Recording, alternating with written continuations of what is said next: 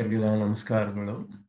ಶ್ರೀನಿವಾಸೇತಿ ಶ್ರೇಷ್ಠತೆಯ ಪಾತ್ರಂ ಗುಣಾನ್ವಿತಃ ಕೌಶಿಕೋನಂತರಂಗಾರ್ಯಶ್ಚಿರಂ ವಿಜೇತಾಂ ಭುವಿ ನ್ಯಸ್ತಾತ್ಮೀಯಭರಂ ವರಪ್ರದಗುರೋ ವೈರಾಗ್ಯಭಾಗ್ಯೋರ್ಧೌ ವೇದಾಂತಾಮೃತಸಾರವಂತಮನಘಾತ್ ಶ್ರೀನಿವಾಸಾತ್ ಗುರೋಃ ಶ್ರೀಶೈಲಾನ್ವಯಕೌಸ್ತುಭಸ್ಥಿತನಯಂ ಶ್ರೇಯೋನಿಧೇ ಶ್ರೀನಿಧೇಃ ವಂದೇ ಸಾಧುಕಟಾಕ್ಷಕೇಣಿನಿಲಯಂ ಶ್ರೀಕೃಷ್ಣಸದ್ದೇಶಿಕಂ ಶ್ರೀವಾಸರಂಗಪರಕಾಲಮುನಿತ್ರಯಾಪ್ತಲಕ್ಷ್ಮಾತ್ಮರಕ್ಷಣೇತಿ ತ್ವೈಗಾಗಮಾन्तम् आचार्यभक्तिपरिपूतमदर्घशीलं गोपालदेशिकमुनिं गुरुमाश्रयामः। नारायणाख्यतिराजपदाब्जभृङ्गश्रीवासयोगिगुरुणार्पितभारमीशे भक्त्यादिपूर्णवरदारिकृपार्थचिह्नं श्रीश्रीनिवासमुनिवर्यमहं प्रपद्ये। श्रीनारायणयोगीन्द्रवरदारिकृपाश्रयं रङ्गेशपादविनतं श्रीनिवासमुनिं भजे।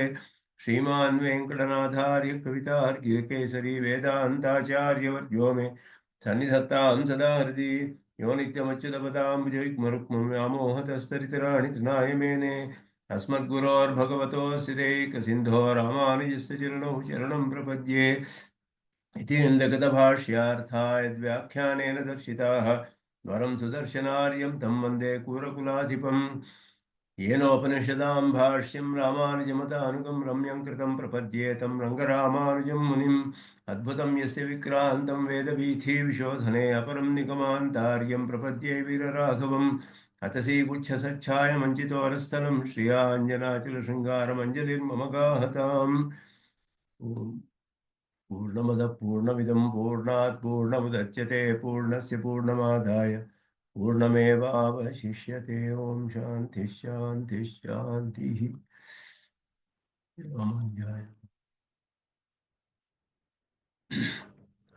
ಶ್ವೇತಾಶ್ವತರೋಪನಿಷತ್ತಿನ ಕಡೆಯ ಅಧ್ಯಾಯ 6ನೇ ಅಧ್ಯಾಯವನ್ನ ನೋಡ್ತಾ ಇದ್ದೀವಿ, ಅರ್ಥ ಅನುಸಂಧಾನವನ್ನು ಮಾಡ್ತಾ ಇದ್ದೀವಿ. ಅದರಲ್ಲಿ 6ನೇ ಅಧ್ಯಾಯದ ಆರಂಭದಲ್ಲಿಯೂ ಕೂಡ ಪರಮಾತ್ಮನ ಸ್ವರೂಪವನ್ನು ಉಪನಿಷತ್ತಲ್ಲಿ ಸ್ವರೂಪವು ಹೇಳಲ್ಪಟ್ಟಿದೆ. ಪರಮಾತ್ಮನ ಸ್ವರೂಪವನ್ನು ಹೇಳಿದ ಮೇಲೆ ಜೀವಾತ್ಮನ ಸ್ವರೂಪವು ಅದು ಹೇಳಲ್ಪಡುತ್ತೆ ಇದರಲ್ಲಿ. ಆದ್ದರಿಂದ ಇಲ್ಲಿ ಆರಂಭದಲ್ಲಿ 6ನೇ ಅಧ್ಯಾಯ ಆರಂಭದಲ್ಲಿ ಸ್ವಭಾವಮೇಕೆ ಕವಯೋ ವದಂತಿ ಕಾಲಂ ದಧಾನ್ಯೇ ಪರಿಮುಹ್ಯಮಾನಾಃ, ಈ ಮಂತ್ರಕ್ಕೆ ಪುನರಪಿ ಪರಮಾತ್ಮನಃ ಗುಣಾನ್ ವಕ್ತುಂ ಅಧ್ಯಾಯಾಂತರ ಆರಂಭ ಅಂತ ಆರಂಭಿಸಿದ್ರು. ಪರಮಾತ್ಮನ ಸ್ವರೂಪವನ್ನೇ 2 ಮಂತ್ರಗಳಲ್ಲಿ ಅದನ್ನ ಅನುಸಂಧಾನ ಮಾಡಿದ್ವಿ. ಏನಾವೃತಂ ನಿತ್ಯಮಿದಂ ಹಿ ಸರ್ವಂ ಯಃ ಕಾಲಕಾಲಃ ಗುಣಿ ಸರ್ವವಿದ್ಯಃ ಏನೇಷಿದಂ ಕರ್ಮ ವಿವರ್ತತೆ ಹಿ ಪೃಥಿವ್ಯಾಪ್ಯತೆ ಪೃಥಿವ್ಯಾಪ್ತೇಜೋ ಅನಿಲ ಖಾನಿ ಚಿಂತ್ಯಂ. ಇದರೆಲ್ಲ ಪರಮಾತ್ಮನ ಜಗತ್ಕಾರಣತ್ವವನ್ನ ಹೇಳಿ ಕ್ರಿಯತೆ ಇತಿ ಕರ್ಮ ಅಂತ ಹೇಳಿದ್ರು. ಕರ್ಮ ತೇನೇಷಿತಂ ಕರ್ಮ ವಿವರ್ತತೆ. ವಿವರ್ತ ಅಂತ ಹೇಳಿದ್ರೆ ಇಲ್ಲಿ ವಿಶೇಷವಾಗಿ ಅದು ಪರಿಣಾಮ ಹೊಂದಿದೆ ಅನ್ನೋದು ಅರ್ಥ. ಪಂಚಭೂತಾತ್ಮಕವಾದ ಜಗತ್ತು ಅವನಿಂದ ಸಂಕಲ್ಪದಿಂದಲೇ ಸೃಷ್ಟಿ ಮಾಡಲ್ಪಡುತ್ತೆ. ವಿಷಯೀಕೃತಂ ಸತ್ ಅಂತ ಅರ್ಥ ಮಾಡಿದ್ರು. ವಿವರ್ತತೆ ಅಂದ್ರೆ ನಿಷ್ಪದ್ಯತೆ, ಉಂಟಾಗುತ್ತೆ ಅನ್ನುವ ಅರ್ಥ. ಸಾಮಾನ್ಯವಾದ ಅರ್ಥ ಇದು, ಪಾರಿಭಾಷಿಕ ಅರ್ಥವಲ್ಲ. ವಿವರ್ತ ಕಾರಣ ಅಂತ ಹೇಳುವಂತಹದ್ದು ಅದು ಇಲ್ಲಿ ನಿಷ್ಪದ್ಯತೆ ಅಂತಾನೆ ಅರ್ಥ. ಚಿಂತನೀಯಂ ಇತ್ಯರ್ಥ. ಪ್ರತಿ ಚಿಂತನೀಯಂ, ಅವನನ್ನ ಧ್ಯಾನ ಮಾಡಬೇಕು. ಪರಮಾತ್ಮನನ್ನ ಧ್ಯಾನ ಮಾಡಿದ್ರೆ ನಮಗೆ ಮೋಕ್ಷವನ್ನು ಪಡೆದುಕೊಳ್ಳಬಹುದು ಅಂತ ಹೇಳಿ ಮುಂದೆ 4 ಮಂತ್ರಗಳು ಬಹಳ ಸ್ವಲ್ಪ ಗೂಢವಾದ ರಹಸ್ಯವಾಗಿ ಉಪದೇಶ ಮಾಡುವಂತಹದ್ದು. ಜೀವಾತ್ಮ ಪರವಾಗಿಯೂ ಪರಮಾತ್ಮನ ಪರವಾಗಿಯೂ ಈ ಮಂತ್ರಗಳಲ್ಲಿ ಅರ್ಥವನ್ನ ಮಾಡಿಕೊಳ್ಳೋದು. ಸ್ವಲ್ಪ ನೇರವಾಗಿ ಶಬ್ದಗಳನ್ನ ಅರ್ಥವನ್ನ ಧಾತು ಮೊದಲಾದದನ್ನು ನೋಡಿ ಅರ್ಥ ಮಾಡೋದು ಕಷ್ಟ ಉಪನಿಷತ್ತುಗಳಲ್ಲಿ. ಅದರಿಂದಲೇ ನಿರುಕ್ತಿ ಮೊದಲಾದದೆಲ್ಲ ಬಂದಿದೆ. ಅದಕ್ಕೆ ಮೇಲೆ ಪೂರ್ವಮೀಮಾಂಸೆಯಲ್ಲಿ ಜೈಮಿನಿ ಹೇಗೆ ವೇದ ವಾಕ್ಯಗಳಿಗೆ ಅರ್ಥವನ್ನು ನಿಶ್ಚಯ ಮಾಡಬೇಕು, ವಿನಿಯೋಗ ವಿಧಿಯನ್ನು ಹೇಳುವಾಗ, ಪ್ರಮಾಣಗಳನ್ನು ಹೇಳುವಾಗ ವಿನಿಯೋಗ ಪೃಥಕ್ತ್ವ ಎಲ್ಲ ಹೇಳಿ ವಿನಿಯೋಗವನ್ನು ಹೇಗೆ ಅರ್ಥ ಮಾಡಿಕೊಡ್ಬೇಕು ಅನ್ನುವಾಗ ಪ್ರಮಾಣವನ್ನ ನಿಶ್ಚಯ ಮಾಡುವಾಗ ಶ್ರುತಿ, ಲಿಂಗ, ವಾಕ್ಯ, ಪ್ರಕರಣ, ಸ್ಥಾನ, ಸಮಾಖ್ಯ ಅಂತ 6 ವಿಷಯಗಳನ್ನು ಹೇಳ್ತಾರೆ. ಅದರಲ್ಲಿ ಶ್ರುತಿಯು ಬಲವಾದದ್ದು. ಶ್ರುತಿ ಪ್ರಮಾಣ ನೇರವಾಗಿ ಶ್ರುತಿಯಲ್ಲಿ ನಮಗೆ ಅರ್ಥ ತಿಳಿದೇ ಹೋದರೆ ಲಿಂಗ ಅಂದರೆ ಚಿಹ್ನೆಯ ಲಕ್ಷಣಗಳನ್ನ ಅದರ ಮೂಲಕ ತಿಳಿಬೇಕು. ಅದು ಇಲ್ಲದೆ ಹೋದ್ರೆ ಒಂದು ವಾಕ್ಯ ಅಥವಾ ಯಾವ ಪ್ರಕರಣ ಅನ್ನೋದು ಮುಖ್ಯ. ಪ್ರಕರಣವೂ ಕೂಡ. ಆಮೇಲೆ ಸ್ಥಾನ ಸಮಾಖ್ಯ, ಅದು ಯಾವ ಜಾಗದಲ್ಲಿ ಬಂದಿದೆ, ಅಂಗಗಳು ಹೇಳುವ ಕಡೆ ಬಂದಿದೆಯೋ ಇಲ್ಲ ಪ್ರಧಾನವಾದ ಕರ್ಮ ಹೇಳುವ ಕಡೆ ಬಂದಿದೆಯೋ ಮೊದಲಾದದೆಲ್ಲ. ಹೆಸರು ಕಡೆಯಲ್ಲಿ, ಸಮಾಖ್ಯ ಅನ್ನೋದು ಕಡೆಯಲ್ಲಿ ಬರುತ್ತೆ. ಅದು ಎಲ್ಲದಕ್ಕಿಂತ ಕಡಿಮೆಯ ಪ್ರಧಾನ ಪ್ರಮಾಣಗಳಲ್ಲಿ. ಅದರಿಂದ ಶ್ರುತಿ, ಲಿಂಗ, ವಾಕ್ಯ, ಪ್ರಕರಣ, ಸ್ಥಾನ ಸಮಾಖ್ಯಾನಾಂ ಸಮವಾಯೆ ಪಾರದೌರ್ಬಲ್ಯಂ ಅಂತ ಹೇಳುದು. ಪರವಾದದ್ದು ದುರ್ಬಲವಾಗುತ್ತೆ ಅಂದರೆ ಶ್ರುತಿಯು ಲಿಂಗವೂ ಇದ್ರೆ ಶ್ರುತಿ ಬಲವಾಗುತ್ತೆ, ಲಿಂಗವು ದುರ್ಬಲವಾಗುತ್ತೆ ಅಂತ ಅರ್ಥ. ಯಾಕೆ ಅಂದರೆ ಅದೆರಡಕ್ಕೂ ಅರ್ಥಗಳಲ್ಲಿ ಬಹಳ ವ್ಯತ್ಯಾಸವಿದೆ. ಆದ್ದರಿಂದ ಅರ್ಥ ವಿಪ್ರಕರ್ಷ, ಸನ್ನಿಕರ್ಷವಿಲ್ಲ, ವಿಪ್ರಕರ್ಷವಿದೆ. ಆ ರೀತಿ ಅರ್ಥವನ್ನು ನಿಶ್ಚಯ ಮಾಡ್ತಾರೆ. ಅದೆಲ್ಲವನ್ನು ಇಲ್ಲಿ ನಾವು ಈ 2-3 ಮಂತ್ರಗಳಲ್ಲಿ ನೋಡಬಹುದು. ಅರ್ಥ ನಿಶ್ಚಯ ಮಾಡೋದು ಹೇಗೆ ಕಷ್ಟ ಅಂತ ಹೇಳ್ಬಿಟ್ಟು ಕೆಲವು ಶಬ್ದಗಳನ್ನು ಅದರ ಮೂಲಕವೇ ಅರ್ಥ ಮಾಡಬೇಕಾಗುತ್ತೆ. ತತ್ಕರ್ಮ ಕೃತ್ವಾ ವಿನಿವರ್ತ್ಯ ಭೂಯಃ ತತ್ವಸ್ಯ ತತ್ವೇನ ಸಮೇತ್ಯ ಯೋಗಂ ಏಕೇನ ದ್ವಾಭ್ಯಾಂ ತ್ರಿಭಿಃ ಅಷ್ಟಭಿರ್ವ ಕಾಲೇನ ಚೈವಾತ್ಮಗುಣೈಶ್ಚ ಸೂಕ್ಷ್ಮೈಃ.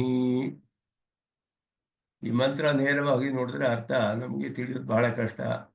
ತತ್ಕರ್ಮ ಕೃತ್ವಾ ವಿನಿವರ್ತ್ಯ ಭೂಯಃ ತತ್ವಸ್ಯ ತತ್ವೇನ ಸಮೇತ್ಯ ಯೋಗಂ. ತತ್ವಸ್ಯ ತತ್ವೇನ ಸಮೇತ್ಯ, ತತ್ವವನ್ನು ತತ್ವದೊಡನೆ ಯೋಗವನ್ನು ಉಂಟು ಮಾಡಿ, ಅದರೊಡನೆ ಸೇರಿಸಿ. ಯೋಗ ಅಂದ್ರೆ ಸಂಬಂಧ ಅಂತ ಅರ್ಥ. ಯೋಗ ಅನ್ನುವುದು ವಿಷ್ಣು ಪುರಾಣದಲ್ಲಿ ಪರಾಶರರು ಆತ್ಮ ಪರಮಾತ್ಮನೋರ್ ಯೋಗ ಇತ್ಯಭಿಧೀಯತೆ. ಆ ಯೋಗ ಶಬ್ದಕ್ಕೆ ಐಕ್ಯ ಅಂತ ಕೆಲವರು ಅರ್ಥ ಮಾಡ್ತಾರೆ. ಅದು ಸರಿಯಲ್ಲ, ಅದು ಮಿಥ್ಯಾ ಅಂತ ಪರಾಶರರು ಹೇಳ್ತಾರೆ. ಆತ್ಮ ಪರಮಾತ್ಮರೋ ಯೋಗ ಇತ್ಯಭಿಧೀಯತೆ ಮಿಥ್ಯಾ ಏತತ್ ಅನ್ಯದ್ರವ್ಯಂ ಹಿ ನೈತಿ ತದ್ರವ್ಯತಾಂ ಯತಃ. ಇನ್ನೊಂದು ದ್ರವ್ಯ ಒಂದು ಬೇರೆ ದ್ರವ್ಯ ಆಗೋದಿಲ್ಲ, ಒಂದು ದ್ರವ್ಯವು ಇನ್ನೊಂದು ದ್ರವ್ಯ ಆಗೋದಿಲ್ಲ. ಲಯದಲ್ಲಿಯೂ ಹೇಳುವಾಗ ಕಾರ್ಯವು ಕಾರಣದಲ್ಲಿ ಸೇರುತ್ತೆ. ಕಾರ್ಯಕಾರಣಗಳು ಒಂದೇ ದ್ರವ್ಯ. ತದನನ್ಯತ್ವಂ ಆರಂಭಣ ಶಬ್ದಾದಿಭ್ಯ ಸೂತ್ರದಲ್ಲಿ ಕಾರ್ಯಕಾರಣಗಳ ಅನನ್ಯತ್ವವನ್ನು ಸ್ಥಾಪನೆ ಮಾಡಿದ್ರು ಬಾದರಾಯಣರು. ಅನನ್ಯತ್ವ ಅಂತ ಹೇಳಿದ್ರೆ ಅವಸ್ಥಾಂತರ ಪ್ರಾಪ್ತಿ ಇದೆಯೇ ಹೊರತು ದ್ರವ್ಯಾಂತರವಲ್ಲ. ನೈಯಾಯಿಕರು ಕಾರ್ಯವೇ ಬೇರೆ ದ್ರವ್ಯ ಅಂತ ಹೇಳ್ತಾರೆ, ಬೇರೆ ದ್ರವ್ಯವಲ್ಲ. ಅವಯವೇ ಬೇರೆ ಉತ್ಪನ್ನವಾಗುತ್ತೆ, ಉತ್ಪನ್ನವಾದ ಆರಂಭವಾದ. ನಾವು ಹೇಳೋದು ಹಾಗಲ್ಲ. ಅವಸ್ಥಾಂತರಾಪತ್ತಿ, ಒಂದೇ ದ್ರವ್ಯ ಇನ್ನೊಂದು ಅವಸ್ಥೆಗೆ ಹೋಗುತ್ತೆ. ಆದ್ದರಿಂದ ದ್ರವ್ಯ ಒಂದೇ. ಆದ್ದರಿಂದ ಲಯ ಅಂತ ಹೇಳೋದು ಕಾರ್ಯವು ಕಾರಣದಲ್ಲಿ ಅಷ್ಟೇ ಲಯವಾಗಬಹುದು. ಅದರಿಂದಲೇ ಸುಷುಪ್ತಿಯಲ್ಲಿ ಈಗ ಜೀವಾತ್ಮನಿಗೆ ಸ್ವಾಪ್ಯಯಾತ್ ಅಂತ ಸೂತ್ರ ಆನಂದಮಯ ಈಕ್ಷತ್ಯಧಿಕರಣದಲ್ಲಿ ಸ್ವಾಪ್ಯಯಾತ್ ಅಂತ ಹೇಳಿ ಸುಷುಪ್ತಿಯಲ್ಲಿ ತನ್ನಲ್ಲಿ ತಾನೇ ಲಯವಾಗ್ತಾನೆ ಅಂತ ಹೇಳ್ಬಿಟ್ಟಿದೆ. ಆದರೆ ಸ್ವಂತ ಲಯವಾಗೋದು ಅಂದ್ರೆ ಏನು? ಪರಮಾತ್ಮನನ್ನು ಹೋಗಿ ಸೇರ್ತಾನೆ ಅಂದ್ರೆ ಜೀವಾತ್ಮನು ಪರಮಾತ್ಮನಲ್ಲಿ ಲಯವಾಗಕ್ಕೆ ಸಾಧ್ಯವಿಲ್ಲ. ಯಾಕೆಂದ್ರೆ ಜೀವಾತ್ಮ ಪರಮಾತ್ಮನ ಕಾರ್ಯವಲ್ಲ. ಜೀವಾತ್ಮನು ನಿತ್ಯವಾದ ಪದಾರ್ಥ, ಪರಮಾತ್ಮನ ನಿತ್ಯವಾದ ಪದಾರ್ಥ. ಉತ್ಪತ್ತಿ ಇಲ್ಲ ಜೀವಾತ್ಮನಿಗೆ, ಕಾರ್ಯವು ಕಾರಣದಲ್ಲಿ ಸೇರಬಹುದಷ್ಟೇ. ಹೀಗೆ ನಿತ್ಯವಾದ ಪದಾರ್ಥ ಒಂದು ದ್ರವ್ಯ ಇನ್ನೊಂದು ದ್ರವ್ಯ ಸೇರಕ್ಕಾಗೋದಿಲ್ಲ. ಆ ಅರ್ಥಗಳನ್ನೆಲ್ಲ ಇಲ್ಲಿ ನೋಡಿ ಶಬ್ದಗಳಿಗೆ ಅರ್ಥವನ್ನೇ ಮಾಡುವಾಗ ಅನೇಕ ಸೂಕ್ಷ್ಮವಾದ ಸಿದ್ಧಾಂತ ವಿಷಯಗಳನ್ನೆಲ್ಲ ಮನಸ್ಸಿನಲ್ಲಿ ಇಟ್ಕೊಂಡು, ಆದ್ದರಿಂದ ಪರಮಾತ್ಮನಿಗೂ ಜೀವಾತ್ಮನಿಗೂ ಯೋಗ ಅಥವಾ ಸಂಬಂಧವನ್ನು ಏರ್ಪಾಡು ಮಾಡುವಾಗ, ಸಂಬಂಧ ಅಂದ್ರೆ ಏನು? ಸಂಬಂಧ ಜ್ಞಾನ ತುಂಬ ಮುಖ್ಯ ನಮಗೂ ಪರಮಾತ್ಮನಿಗೂ. ಶೇಷಿ ಭಾವವೇ ಅಲ್ಲಿ ಸಂಬಂಧ. ಆ ಶೇಷತ್ವ ಜ್ಞಾನವೇ ಯೋಗ ಅಂತ ಇಲ್ಲಿ ಹೇಳಲ್ಪಟ್ಟಿದೆ ಅಂತ ಅರ್ಥ ಮಾಡ್ತಾರೆ ಇಲ್ಲಿ ಮುಂದೆ. ಯೋಗ ಅಂದ್ರೆ ಏನು? ಪರಮಾತ್ಮನೊಡನೆ ಸಂಬಂಧ ತಿಳಿಬೇಕು ಅಂದ್ರೆ, ಸಂಬಂಧವನ್ನ ಉಂಟು ಮಾಡಿಕೊಂಡು ಅಂದ್ರೆ ನಾನು ಶೇಷಭೂತನಾದವನು ಅನ್ನುವ ಅರ್ಥವನ್ನ ತಿಳಿದು ಮಾಡಬೇಕು. ಈ 2 ಮಂತ್ರಗಳಿಗೂ ಸೇರಿಸಿ ಅರ್ಥ ಮಾಡ್ತಾರೆ ವ್ಯಾಖ್ಯಾನದಲ್ಲಿ. ಆರಭ್ಯ ಕರ್ಮಾಣಿ ಗುಣಾನ್ವಿತಾನಿ ಭಾವಾಂಶ್ಚ ಸರ್ವಾನ್.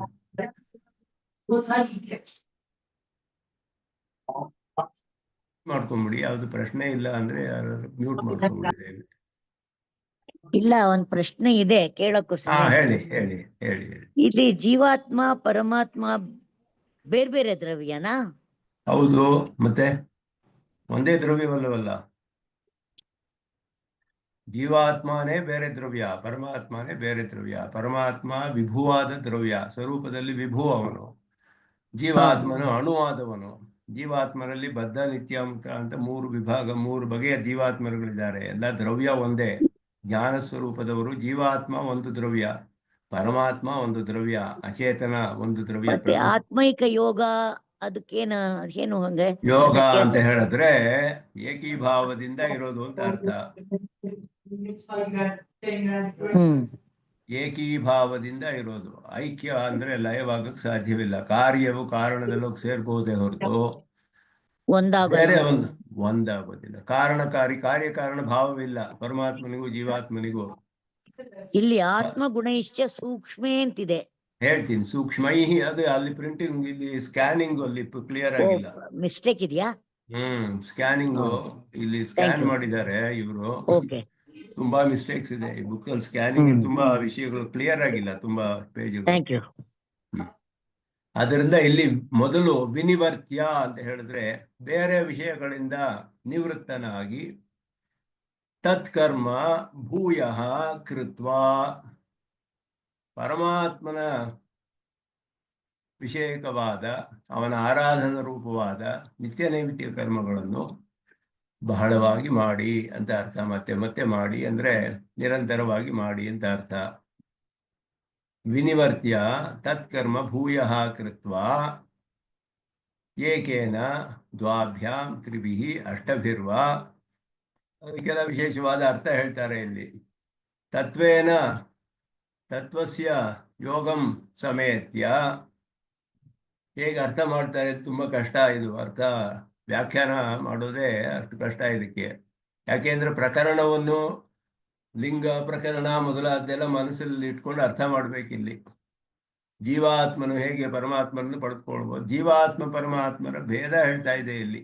ಮುಖ್ಯವಾದ ಇಲ್ಲಿ ಲಿಂಗ ಏನು ಅಂದ್ರೆ ಸಹ ತತ್ವತಃ ಅನ್ಯಃ ಅಂತ. ಇಲ್ಲಿ ಇದೆಲ್ಲ ಹೋಗ್ಬಿಟ್ಟಿದೆ, ಪ್ರಿಂಟಿಂಗು ಕ್ಲಿಯರ್ ಆಗಿಲ್ಲ. ಸಹ ತತ್ವತಃ ಅನ್ಯಃ, ಅವನು ಪರಮಾತ್ಮನಿಗಿಂತ ಬೇರೆ ಅಂತ ಅರ್ಥ. ಜೀವ ಪರಮಾತ್ಮರ ಭೇದ ಹೇಳಲ್ಪಟ್ಟಿದೆ. ಜೀವನೇ ಕಾರಣವಲ್ಲ ಜಗತ್ತಿಗೆ, ಪರಮಾತ್ಮನ ಕಾರಣತ್ವ ಹಿಂದಿನ ಶ್ಲೋಕದಲ್ಲಿ ಮಂತ್ರದಲ್ಲಿ ಹೇಳಿ. ತತ್ವ ಶಬ್ದ ಇಲ್ಲಿ ತತ್ವೇನ ಯೋಗಂ ಸಮೇತ್ಯ ಅಂದಾಗ ಆ ತತ್ವ ಶಬ್ದವು ಪರಮಾತ್ಮನ ತಿಳಿಸುತ್ತೆ. ಅವನು ತತ್ವತಃ, ಇವನು ತತ್ವತಃ ಅನ್ಯಃ, ಜೀವನ್ ಬೇರೆ ಅಂತ ಹೇಳ್ತಾ ಇರೋ ಮಂತ್ರ ಇದು. ಯಾಕೆಂದ್ರೆ ಇಲ್ಲಿ ಬೇರೆ ಲಿಂಗಗಳನ್ನು ನೋಡಿದ್ರೆ ಕೃತಕರ್ಮನಾಶಃ, ಕರ್ಮಕ್ಷಯೇ ಯಾತಿ, ಇದೆಲ್ಲ ಕರ್ಮವಶ್ಯನಾದವನ ವಿಷಯ ಹೇಳ್ತಾ ಇರೋದಿಲ್ಲಿ. ಆದ್ದರಿಂದ ಇಲ್ಲಿ ತತ್ಕರ್ಮ ಕೃತ್ವ, ಕರ್ಮವಶ್ಯನಾದವನು ಜೀವಾತ್ಮನ ವಿಷಯ ಇಲ್ಲಿ ಹೇಳ್ತಾ ಇರೋದು. 2 ಮಂತ್ರಗಳು ಕೂಡ ಅದನ್ನ ಹಾಗೆ ಅರ್ಥ ಮಾಡ್ತಾರೆ. ಮೊದಲು ತತ್ವಂ ನಾರಾಯಣ, ತತ್ವಂ ನಾರಾಯಣ ಪರಃ, ಮಹಾನಾರಾಯಣ ಉಪನಿಷತ್ತಲ್ಲಿ ಹೇಳಿದ ಹಾಗೆ ಇತಿ ಶ್ರುತೆ ಹೇ ನಾರಾಯಣ ಏವ ತತ್ವಂ, ಅದನ್ನು ಮೊದಲು ಸ್ಪಷ್ಟ ಮಾಡಿದ್ರು. ತತ್ವ ಅನ್ನೋದು ನಾರಾಯಣ, ತತ್ವತಃ ಅನ್ಯಃ, ನಾರಾಯಣ ಪರಮಾತ್ಮಗಿಂತ ಬೇರೆ ಇವರು. ಅದನ್ನು ನಿಶ್ಚಯ ಮಾಡಿ ಅರ್ಥ ಮಾಡಿದ್ದಾರೆ. ಈಗ ತತಶ್ಚಾಯಮರ್ಥಃ ಇತರೇಭ್ಯ ವಿನಿವರ್ತ್ಯ. ಯಾಕೆಂದ್ರೆ ಇಲ್ಲಿ ತತ್ವಂ ನಾರಾಯಣ ಶಬ್ದವೇ ಬರಲಿಲ್ಲ ಇಲ್ಲಿ, ಶ್ರುತಿ ನೇರವಾಗಿ ಹೇಳಿಲ್ವಲ್ಲ. ಅಂದ್ರೆ ಬೇರೆ ಶಬ್ದಗಳನ್ನೆಲ್ಲ ನೋಡಿದ್ರೆ ಒಬ್ಬ ಕರ್ಮವಶನಾದವನ ವಿಷಯ ಹೇಳ್ತಿದೆ, ಇನ್ನೊಂದು ತತ್ವದ ಜೊತೆ ಯೋಗವನ್ನು ಮಾಡಬೇಕು ಅಂತ ಹೇಳ್ತಾ ಇದೆ. ಅವನಿಗಿಂತ ಬೇರೆ, ತತ್ವಕ್ಕಿಂತ ಬೇರೆ ಅವನು ಅಂತ ಹೇಳ್ತಾ ಇದೆ. ಈ ಲಿಂಗಗಳೆಲ್ಲ ನಮಗೆ ಸ್ಪಷ್ಟವಾಗಿ ಇಲ್ಲಿ ಜೀವನ ವಿಷಯ ಹೇಳ್ತಾ ಇದೆ ಅನ್ನೋ ತಿಳಿಸುತ್ತೆ. ಆದ್ದರಿಂದ ಇಲ್ಲಿ ವಿನಿವರ್ತ್ಯ ಅನ್ನುವಾಗ ಇತರೇಭ್ಯ ವಿನಿವರ್ತ್ಯ, ನಿವೃತ್ತಿಯಾಗುವುದು ಬೇರೆ ಕರ್ಮಗಳಿಂದ, ಅಂದ್ರೆ ತನ್ನ ಸ್ವಾರ್ಥಕ್ಕಾಗಿ ಮಾಡುವಂತಹದ್ದು ಅಂತಹ ಕರ್ಮಗಳಿಂದ, ತ್ರಿವರ್ಗ ಪುರುಷಾರ್ಥಗಳಿಂದ ಅಥವಾ ಪ್ರವೃತ್ತಿ ಧರ್ಮಗಳಿಂದ ನಿವೃತ್ತನಾಗಿ ತತ್ವಸ್ಯ ಭಗವತಃ ಸಮಾರಾಧನಂ ನಿತ್ಯನೈಮಿತ್ತಿಕ ಲಕ್ಷಣಂ ಕರ್ಮ ಭೂಯಃ ಕೃತ್ವಾ. ತತ್ವಸ್ಯ ಕರ್ಮ ಭೂಯಃ ಕೃತ್ವಾ, ಪರಮಾತ್ಮನ ಸಮಾರಾಧನ ರೂಪವಾದ ನಿತ್ಯನೈಮಿತ್ತಿಕ ಲಕ್ಷಣವಾದ ಕರ್ಮಗಳನ್ನು ಅತ್ಯಧಿಕವಾಗಿ ಮಾಡಿ, ಅಂದರೆ ಪರಿಪೂರ್ಣವಾಗಿ ನಿರಂತರವಾಗಿ ಸಮರ್ಪಕವಾಗಿ ಮಾಡಿ. ಏಕೇನ ದ್ವಾಭ್ಯಾಂ ತ್ರಿಭಿಃ ಅಷ್ಟಭಿಶ್ಚ, ಇದೆಲ್ಲ ಅದಕ್ಕೆ ಅಂಗಗಳು ಅಂತ ತಿಳಿದು ಬರುತ್ತೆ. ಕರ್ಮಕ್ಕೆ ನಿತ್ಯ ನೈಮಿತ್ಯ ಕರ್ಮ ಪರಮಾತ್ಮನ ಆರಾಧನಾ ರೂಪವಾಗಿ ಮಾಡುವುದಕ್ಕೆ ಅಂಗವಾಗಿ ಇದೆಲ್ಲವೂ ಕೂಡ ಅವನ ಉಪಾಸನೆಗೆ ಅಂಗಗಳು. ಏಕೇನ ಅನ್ನೋದು ಜಾಯಮಾನ ದಶ ಪ್ರಸೂತ ಭಗವತ್ ಕಟಾಕ್ಷಣೇನ, ಭಗವಂತನ ಕಟಾಕ್ಷವು ಇವನಿಗೆ ಮುಖ್ಯ, ಅದನ್ನು ಸಂಪಾದಿಸಿಕೊಳ್ಬೇಕು. ದ್ವಾಭ್ಯಾಂ ಯಸ್ಯ ದೇವೇ ಪರಾ ಭಕ್ತಿಭಿ ಯಥಾ ದೇವೇ ತಥಾ ಗುರೌ ಇತಿ ಉಲ್ಲೇಖ್ಯ. ದೇವಗುರು ಭಕ್ತಿಭ್ಯಾಂ ಅಂತ ಹೇಳಿದ್ರು. ಆಚಾರ್ಯರಲ್ಲಿಯೂ ಭಕ್ತಿ, ದೇವರಲ್ಲಿಯೂ ಭಕ್ತಿ, ಪರಮಾತ್ಮನಲ್ಲಿಯೂ ಭಕ್ತಿಯನ್ನು ಹೊಂದಿದ್ದವನಾಗಿ. ತ್ರಿಭಿಹಿ ಬಾಲ್ಯ ಪಾಂಡಿತ್ಯ ಮೌನೈಹಿ, ಇದು ಉಪಾಸಕನಿಗೆ ಬಹಳ ಅವಶ್ಯಕವಾಗಿದ್ದು ಬೇಕು ಅಂತ ಹೇಳಿಬಿಟ್ಟು ಬ್ರಹ್ಮಸೂತ್ರದಲ್ಲಿ ಇದನ್ನ ಅನೇಕ ಸೂತ್ರಗಳಲ್ಲಿ ನಿಶ್ಚಯ ಮಾಡಿದ್ದಾರೆ. ಅದರಲ್ಲಿ ಬಾಲ್ಯಂ ತಥಾ ಬ್ರಾಹ್ಮಣ ಬಾಲ್ಯಂ ಬಾಲ್ಯೇನ ತಿಷ್ಠಾಸೇತ್ ಪಾಂಡಿತ್ಯಂ ನಿರ್ವಿದ್ಯ ಬಾಲ್ಯೇನ ತಿಷ್ಠಾಸೇತ್ ಅಂತ ಹೇಳಿದೆ.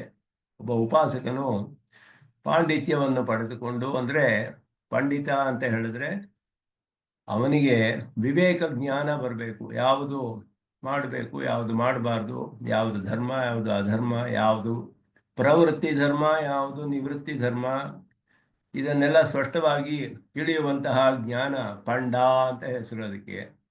ಆ ಪಂಡ ಅನ್ನುವ ಬುದ್ಧಿ ಯಾರಿಗೆ ಬಂದಿದೆಯೋ ಅವನು ಪಂಡಿತ ಅಂತ ಹೇಳಲ್ಪಡ್ತಾನೆ. ಆ ಪಾಂಡಿತ್ಯವನ್ನ ಶಾಸ್ತ್ರ ಮುಖೇನ ತತ್ವಜ್ಞಾನವನ್ನೆಲ್ಲ ಶ್ರವಣ ಮಾಡಿ ಮನನ ಮಾಡಿ ಪಾಂಡಿತ್ಯವನ್ನು ಪಡೆದುಕೊಂಡು ಬಾಲ್ಯೇನ ತಿಷ್ಠಾಸೆ, ಉಪಾಸನೆ ಮಾಡುವಾಗ ಬಾಲಭಾವದಿಂದ ಇರಬೇಕು. ಬಾಲಭಾವ ಅನ್ನೋದು ಹೇಗೆ ಅಂತ ಸೂತ್ರವನ್ನೇ ಹಾಕಿದ್ರು. ಅನಾವಿಷ್ಕುರ್ವನ್ನನ್ವಯಾತ್ ಅಂತ ಸೂತ್ರದಲ್ಲಿ. ಬಾಲಭಾವ ಅಂದ್ರೆ ಏನು? ಮಕ್ಕಳು ಎಲ್ಲ ಇಷ್ಟ ಬಂದಂಗೆ ಏನು ಬೇಕಾದ್ರೆ ತಿನ್ನಬಹುದು, ಏನು ಬೇಕಾದ್ರೆ ಎಲ್ಲಿ ಬೇಕಾದ್ರೆ ಓಡಾಡ್ಬೋದು. ಕಾಮ ಭಕ್ಷಣ, ಕಾಮ ಚರಣ ಇದೆಲ್ಲ ಇಲ್ಲ.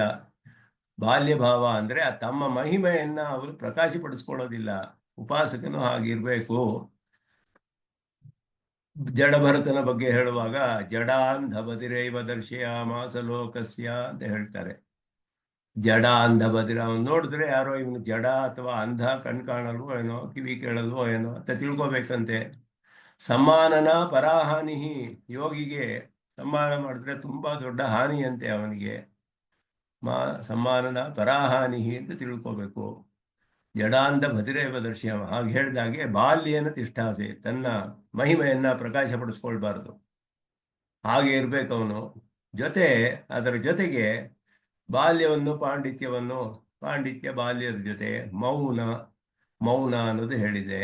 ಮೌನ ಅಂತ ಹೇಳಿದ್ರೆ ಮನನಶೀಲನಾಗಬೇಕು ಅಂತ, ಪರಮಾತ್ಮನ ಧ್ಯಾನ, ದಿವ್ಯಮಂಗಳ ವಿಗ್ರಹದ ಧ್ಯಾನ. ಆದ್ರಿಂದ ಇದೆಲ್ಲವೂ ಸೇರಿ ಮೌನಂಚ ಅಮೌನಂಚ ನಿರ್ವಿದ್ಯ ಬ್ರಾಹ್ಮಣ ಅಂತ ಹೇಳಲ್ಪಟ್ಟಿದೆ. ಅವನ ಉಪಾಸಕನಿಗೆ ಹಾಗೆ ಹೇಳಿದೆ. ಮೌನ ಅಮೌನ ಅನ್ನೋದು ಬಾಲ್ಯ ಪಾಂಡಿತ್ಯ ಮೌನ, 3 ವಿಷಯಗಳು ಹೇಳಿದೆ ಉಪಾಸಕನಿಗೆ. ಇದು 3 ಅವಶ್ಯಕ ಅಂತ ಹೇಳಿಬಿಟ್ಟು ಅದನ್ನ ಇಲ್ಲಿ ತ್ರಿಭಿಹಿ ಅನ್ನೋದ್ರಿಂದ ಅರ್ಥ ಮಾಡ್ತಾರೆ. ಅಷ್ಟಭಿಹಿ ಯೋಗ ಅಂಗೈಶ್ಚ, ಯೋಗ ಅಷ್ಟಾಂಗ ಯೋಗ ಅದರ ಜೊತೆಯೂ ಕೂಡ ಸಹಿತ ಸನ್, ಪರಮಾತ್ಮನ ಧ್ಯಾನ ಹೇಗೆ ಮಾಡಬೇಕು ಅವನು ಅಂದ್ರೆ ಇದೆಲ್ಲ ಅವಶ್ಯಕ ಅವನಿಗೆ. ಆದ್ದರಿಂದ ಇಲ್ಲಿ ಹೇಳಿರೋದು ಪರಮಾತ್ಮನ ಯೋಗವನ್ನೇ ಹೇಳಿದೆ. ತತ್ವೇನ ಪರಮಾತ್ಮನ ಯೋಗಂ ಅಂದ್ರೆ ಶೇಷತ್ವ ಜ್ಞಾನ ಲಕ್ಷಣ ಯೋಗಂ ಪ್ರಾಪ್ಯ, ಶೇಷತ್ವ ಜ್ಞಾನ ಲಕ್ಷಣವಾದ ಯೋಗವನ್ನು ಹೊಂದಿ, ಅದಾದ ಮೇಲೆ ಆರಭ್ಯ ಕರ್ಮಾಣಿ ಗುಣಾನ್ವಿತಾನಿ ಭಾವಾಂಶ್ಚ ಸರ್ವಾನ್ ವಿನಿಯೋಜಯೇತ್ಯಃ.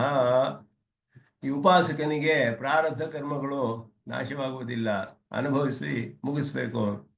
ಅನಾರಬ್ಧ ಕಾರ್ಯೇ ಬಹಿ ತದವಧೇಹೇ ಅಂತ ಬ್ರಹ್ಮಸೂತ್ರದಲ್ಲಿ ಹೇಳಿದ್ರು.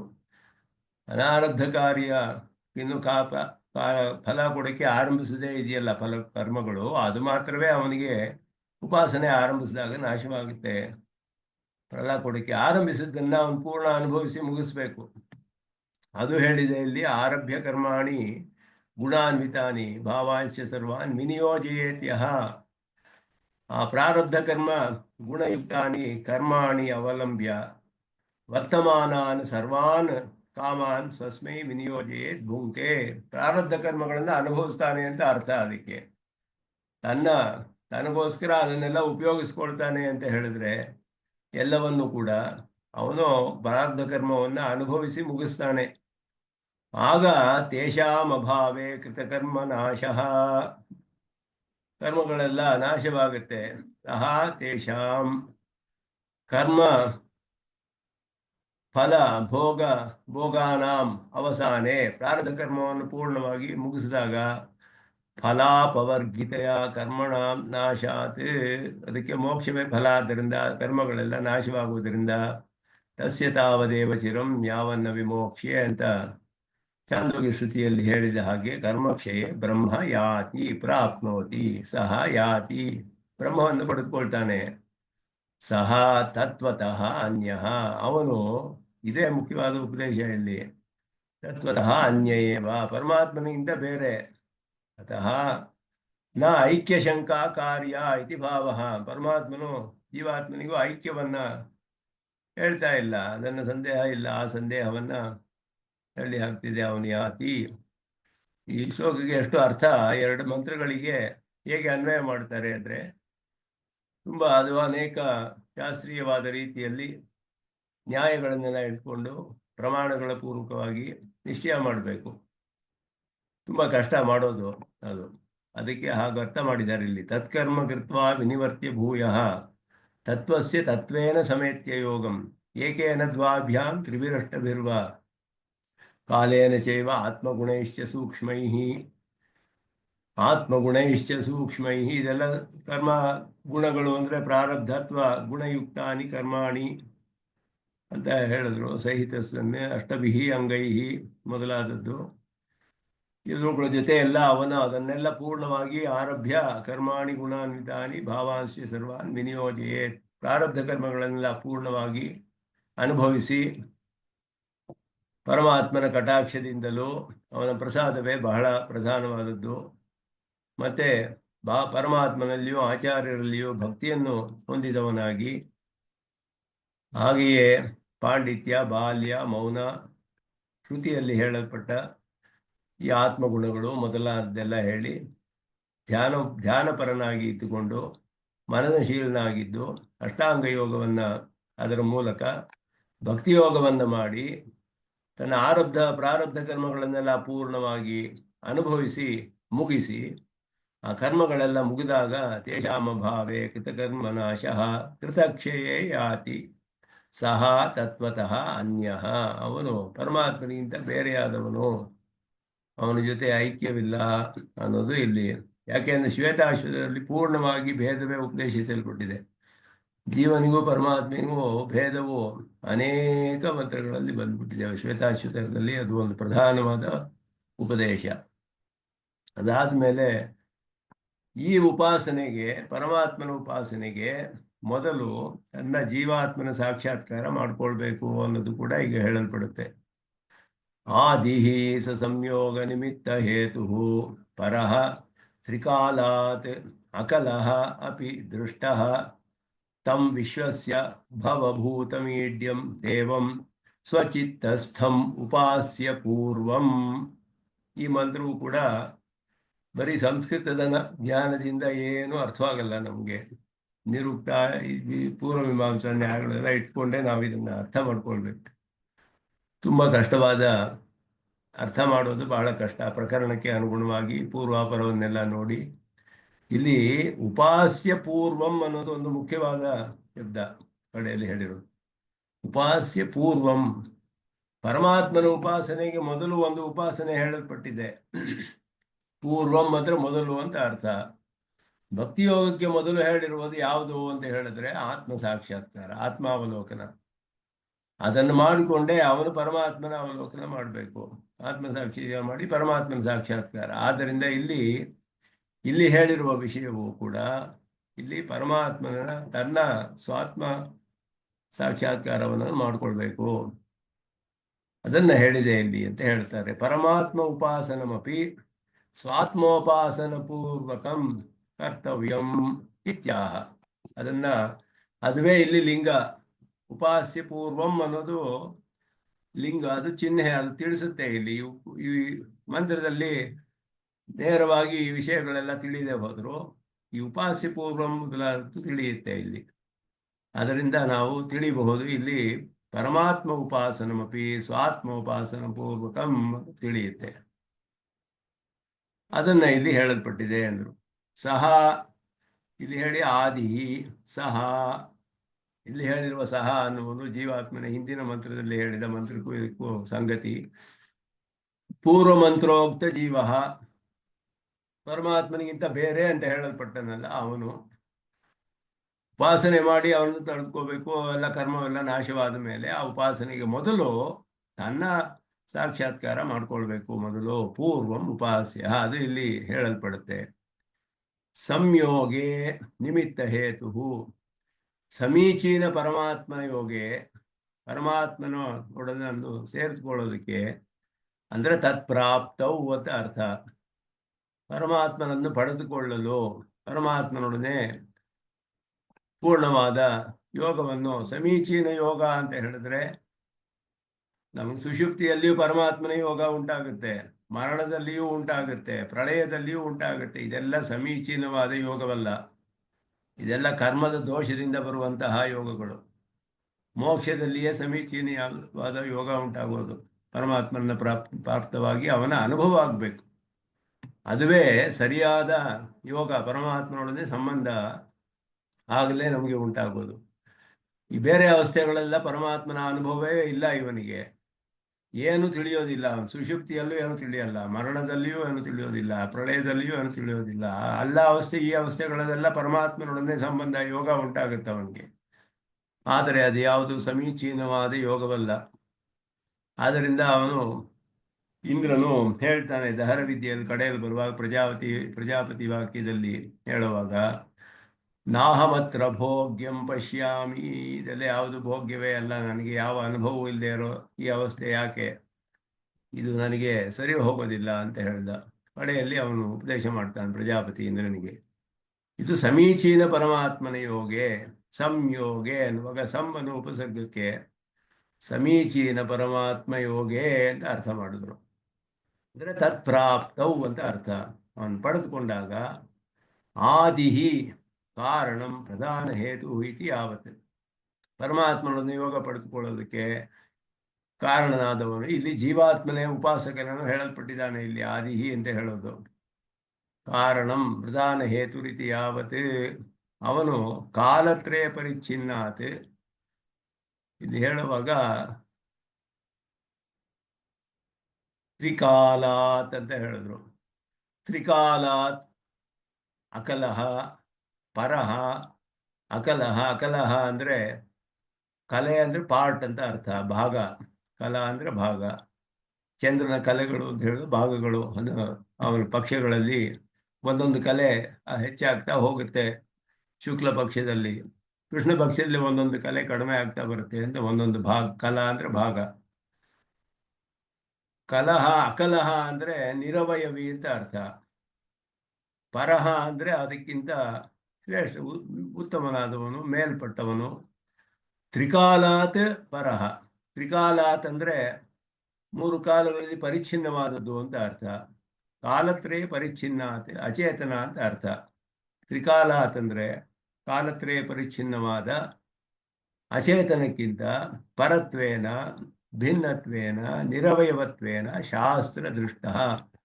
ಅಂದ್ರೆ ಇಲ್ಲಿ ಮಂತ್ರದಲ್ಲಿ ಪರಹ ತ್ರಿಕಾಲಾತ್ ಅಕಲಹ ಅಪಿ ದೃಷ್ಟ. ದೃಷ್ಟ ಅಂದ್ರೆ ಶಾಸ್ತ್ರ ದೃಷ್ಟ ಅಂತ ಅರ್ಥ. ಶಾಸ್ತ್ರದಿಂದ ಹೇಳಲ್ಪಟ್ಟಿದ್ದಾನೆ, ಶಾಸ್ತ್ರದಲ್ಲಿ ತಿಳಿಸಲ್ಪಟ್ಟಿದ್ದಾನೆ. ತಮ್ ವಿಶ್ವರೂಪಂ, ಜೀವಾತ್ಮನು ವಿಶ್ವರೂಪ ಅಂತ ಹೇಳಿದ್ರೆ ಅವನಿಗೆ ಎಲ್ಲ ಪ್ರಪಂಚದಲ್ಲಿರುವ ಎಲ್ಲ ರೂಪಗಳಲ್ಲಿ ಒಬ್ಬೊಬ್ಬ ಜೀವಾತ್ಮ ಇರೋದ್ರಿಂದ ಅವನಿಗೆ ವಿಶ್ವರೂಪ ಅಂತ ಅವನಿಗೂ ಹೇಳಿದೆ ಇಲ್ಲಿ. ವಿಶ್ವರೂಪ ಇಲ್ಲಿ ಪರಮಾತ್ಮನ ವಿಶ್ವರೂಪವಲ್ಲ, ಜೀವಾತ್ಮನು ವಿಶ್ವರೂಪವಿದೆ. ಅವನು ಎಲ್ಲ ದೇಹದಲ್ಲಿಯೂ ಇದ್ದಾನೆ, ಒಂದೊಂದು ದೇಹದಲ್ಲಿ ಒಬ್ಬೊಬ್ಬ ಜೀವ ಇದ್ದಾನೆ. ಒಬ್ಬನೇ ಜೀವನ ವಿಶ್ವರೂಪವಲ್ಲ ಇದು, ಎಲ್ಲ ಜೀವನುಗಳ ಎಲ್ಲ ರೂಪವೂ ಹೇಳಿ ವಿಶ್ವರೂಪ ಅಂತ ಹೇಳಲ್ಪಟ್ಟಿದೆ ಇಲ್ಲಿ. ಭೂತ ಭವ ಭೂತಂ ಈಡ್ಯಂ, ಭವಭೂತಮೀಡ್ಯಂ. ಭವ ಅಂದ್ರೆ ಸಂಸಾರ ಅಂತ ಅರ್ಥ. ಇಲ್ಲಿ ಭವಭೂತಮೀಡ್ಯಂ ತಂ ಕರ್ಮವಶಾತ್ ಅನಂತ ಶರೀರಂ ವಿಶ್ವರೂಪಂ ಅಂತ ಹೇಳುವಾಗ ಅನಂತ ಶರೀರಂ. ಹೇಗೆ ಇವನಿಗೆ ಅನಂತ ಶರೀರ ಅಂದ್ರೆ ಕರ್ಮವಶಾತ್ ಒಬ್ಬೊಬ್ಬ ಜೀವನು ಒಂದೊಂದು ದೇಹದಲ್ಲಿ ಇದ್ದಾನೆ. ಇಲ್ಲಿ ವಿಷ್ಣು ಪುರಾಣದಲ್ಲಿ ಪರಾಶರರು ಹೇಳ್ತಾರೆ, ಈ ಪ್ರಕೃತಿ ಮಂಡಲದಲ್ಲಿ ಒಂದು ಒಂದು ಸೆಂಟಿಮೀಟರ್ ಕೂಡ ಜೀವಾತ್ಮರುಗಳು ಇಲ್ಲದೆ ಜಾಗವಿಲ್ಲ ಅಂತ ಹೇಳ್ಬಿಟ್ಟು ಹಾಗೆ ಇದೆ ಅಂತ ಹೇಳ್ತಾರೆ. ಎಷ್ಟು ಲಕ್ಷ, 50 ಲಕ್ಷ ಎಷ್ಟು ಯೋಜನೆ ಅದರ ಡಯಾಮೀಟರ್ ಎಲ್ಲ ಹೇಳಲ್ಪಟ್ಟಿದೆ. ಅಷ್ಟು ಜಾಗದಲ್ಲಿ 1 ಸೆಂಟಿಮೀಟರ್ ಕೂಡ ಒಬ್ಬ ಜೀವಾತ್ಮ ಇಲ್ಲದೆ ಇಲ್ಲ ಇಲ್ಲಿ ಅಂತಾರೆ. ಅಷ್ಟು ಜನ ಜೀವಾತ್ಮಗಳಿದ್ದಾರೆ ಇಲ್ಲಿ ಅಂತ. ಕರ್ಮವಶಾತ್ ಅನಂತ ಶರೀರಂ, ವಿಶ್ವರೂಪ ಅಂತ ಹೇಳಿದೆ ಅವನಿಗೆ. ಭವಭೂತಂ, ಭವಭೂತಂ ಅಂದರೆ ಭವಂ ಅಂದರೆ ಸಂಸಾರ ಅಂತ ಅರ್ಥ, ಭೂತಂ ಅಂದರೆ ಪ್ರಾಪ್ತಂ, ಸಂಸಾರಿಣಂ ಇತಿ ಯಾವತ್. ಭವಭೂತಂ ಅಂದರೆ ಸಂಸಾರವೇ ಆಗಿದ್ದಾನೆ ಅಂತ ಹೇಳಿದ್ರೆ ಸಂಸಾರಿ ಆಗಿದ್ದಾನೆ ಅಂತ ಅರ್ಥ. ಭವಭೂತಂ ಅಂದರೆ ಧರ್ಮಭೂತಂ ಅಂತ ಹೇಳುವ ಹಾಗೆ, ಧರ್ಮಭೂತ ಜ್ಞಾನ ಅಂತ ಹೇಳುವಾಗೆ ಭವಭೂತನಾದವನು ಜೀವಾತ್ಮ. ಭವಭೂತ ಅಂತ ಹೇಳಿದ್ರೆ ಭವವಾಗಿ ಇರುವನು, ಸಂಸಾರವಾಗಿ ಇರುವನು ಅಂದರೆ ಸಂಸಾರಿ ಆಗಿದ್ದಾನೆ ಅಂತ ಅರ್ಥ. ಸಂಸಾರಿಣಂ ಇತಿ ಯಾವತೆ ಸಂಸಾರಂ ಪ್ರಾಪ್ತಂ. ಈಡ್ಯಂ ಸ್ತುತ್ಯಂ, ಯಾಕೆ ಅಂದರೆ ಅವನಿಗೂ ಕೂಡ ಅಪಹದ ಪಾಪ್ಮತ್ವಾದಿ ಗುಣಕವಿದೆ, ಅಷ್ಟಗುಣಗಳಿದೆ. ಅಥ ಅಪಹದ ಪಾಪ್ಮತ್ವಾದಿ ಗುಣಕಮಿತಿ ಯಾವತ್. ಅತಃ ಏವ ದೇವಂ ದ್ಯೋತಮಾನಂ, ದೇವಂ ಅಂತ ಅವನಿಗೂ ಹೇಳ್ಬೋದು. ದೀಪ್ತೌ ಅಂತ ಧಾತುವಿನಿಂದ ಸ್ವಪ್ರಕಾಶ, ಅವನು ಸ್ವಯಂ ಪ್ರಕಾಶನಾದವನು, ಸ್ವಪ್ರಕಾಶ ಜ್ಞಾನಾನಂದ ರೂಪಂ, ಅವನನ್ನ ಸ್ವಚಿತ್ತಸ್ಥಂ ಉಪಾಸ್ಯ ಪೂರ್ವಂ ಅಂದರೆ ತನ್ನ ಹೃದಯದಲ್ಲಿ ಸ್ವಹೃದಯಸ್ಥಂ ಪ್ರಥಮತಃ ಉಪಾಸ್ಯ, ಪೂರ್ವಂ ಉಪಾಸ್ಯ, ಪ್ರಥಮತಃ ಉಪಾಸ್ಯ. ಜೀವಾತ್ಮ ಸಾಕ್ಷಾತ್ಕಾರವನ್ನು ಮೊದಲು ಮಾಡಬೇಕು. ಇದೆ 3ನೇ ಅಧ್ಯಾಯದಲ್ಲಿ ಭಾಷ್ಯಕಾರರು ಆರಂಭದಲ್ಲಿ ಹೇಳುವ ವಿಷಯ ಇದು.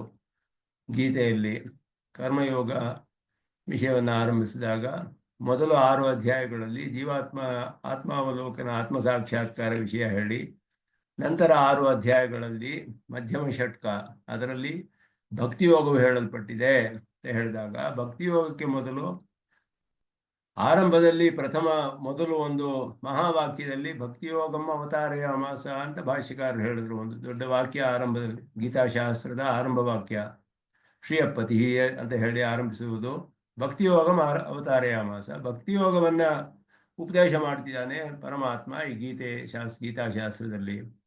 ಹಾಗಾದರೆ ಜೀವಾತ್ಮ ಸಾಕ್ಷಾತ್ಕಾರ ಆಗಬೇಕಲ್ಲಿ ಮೊದಲೇ ಅಂದರೆ ಜೀವಾತ್ಮ ಸಾಕ್ಷಾತ್ಕಾರ ಪೂರ್ವಕವಾಗಿ ಮಾಡಬೇಕು ಅನ್ನೋದಕ್ಕೆ ಕಠೋಪನಿಷತ್ತು ಮತ್ತು ಚಾಂದೋಗ್ಯೋಪನಿಷತ್ತಿನ ಪ್ರಮಾಣಗಳನ್ನು ತೋರಿಸಿದ್ರು ಅಲ್ಲಿ. ಅದೇ ರೀತಿ ಇಲ್ಲಿಯೂ ಕೂಡ ಹೇಳಿದೆ, ಶ್ವೇತಾಶ್ವತರದಲ್ಲಿಯೂ ಅದೇ ಹೇಳಿರೋದು. ಇದು ಕೂಡ ಅದಕ್ಕೆ ಸಮಾನವಾದ ಒಂದು ಪ್ರಮಾಣ ಅಲ್ಲಿ ಹೇಳಿರೋ ಹಾಗೆ. ಅದನ್ನೇ ಇಲ್ಲಿ ಉಪಾಸ್ಯ ಪೂರ್ವಂ ಅನ್ನೋದು ಇಲ್ಲಿ ಲಿಂಗ. ಇದರಿಂದ ನಮಗೆ ತಿಳಿಯುತ್ತೆ ಇಲ್ಲಿ ಹೇಳಿರೋ ಅರ್ಥ ಯಾವುದು ಅಂತ ಹೇಳಿಬಿಟ್ಟು. ಸಂಯೋಗ ನಿಮಿತ್ತ ಹೇತು ಆದಿಹಿ ಅಂತ ಹೇಳಿದ್ರು. ಸಂಯೋಗಕ್ಕೆ ಪರಮಾತ್ಮನೊಡನೆ ಅವನು ಸಮೀಚೀನ ಪರಮಾತ್ಮ ಯೋಗೇ ತತ್ಪ್ರಾಪ್ತವು, ಅದನ್ನು ಪಡೆದುಕೊಳ್ಳೋದಕ್ಕೆ ಅವನು ಆದಿಹಿ ಅಂದರೆ ಪ್ರಧಾನ ಹೇತು ಜೀವಾತ್ಮನೇ ಅಂತ ಈ ಮಂತ್ರದಲ್ಲಿ ಹೇಳಿದೆ. ಯಾಕೆಂದ್ರೆ ಅವನನ್ನು ಮೊದಲು ಉಪಾಸನೆ ಮಾಡಬೇಕು, ಅವನಿಗೆ ಪ್ರಾಧಾನ್ಯ ಕೊಟ್ಟಿರೋದಿಲ್ಲ. ಮೊದಲು ಅವನು ತನ್ನನ್ನು ತಿಳಿದುಕೊಳ್ಬೇಕು ಅನ್ನೋ ದೃಷ್ಟಿಯಿಂದ ಇವನು ಮೊದಲು ತಿಳಿಬೇಕಾದವನು. ಕಾಲತ್ರಯ ಪರಿಚ್ಛಿನ್ನಾತೆ ತ್ರಿಕಾಲಾತೆ ಪರಹ ಅಕಲಹ ದೃಷ್ಟಃ, ಕಾಲತ್ರಯ ಪರಿಚ್ಛಿನ್ನ ಪರತ್ವೇನ ಭಿನ್ನತ್ವೇನ ನಿರವಯವತ್ವೇನ ಶಾಸ್ತ್ರದೃಷ್ಟಃ. ಅವನನ್ನ ಭವಭೂತಂ ವಿಶ್ವರೂಪಂ ಭವಭೂತಂ ತಂ ಕರ್ಮವಶಾತ್ ಅನಂತ ಶರೀರಂ ಭವಭೂತಂ ಸಂಸಾರಂ ಪ್ರಾಪ್ತಂ ಸಂಸಾರಿಣಂ ಅನ್ನೋ ಅರ್ಥ. ಈಡ್ಯಂ ಅಪಹದ ಪಾಪತ್ವ ಮೊದಲಾದ ಗುಣಗಳನ್ನು ಉಳ್ಳವನು ಅವನು. ಅತಃ ದೇವಂ ದ್ಯೋತಮಾನಂ ಸ್ವಯಂ ಪ್ರಕಾಶನಾದವನು, ಜ್ಞಾನಾನಂದ ಸ್ವರೂಪವನ್ನ ಚಿತ್ತಸ್ಥಿತಂ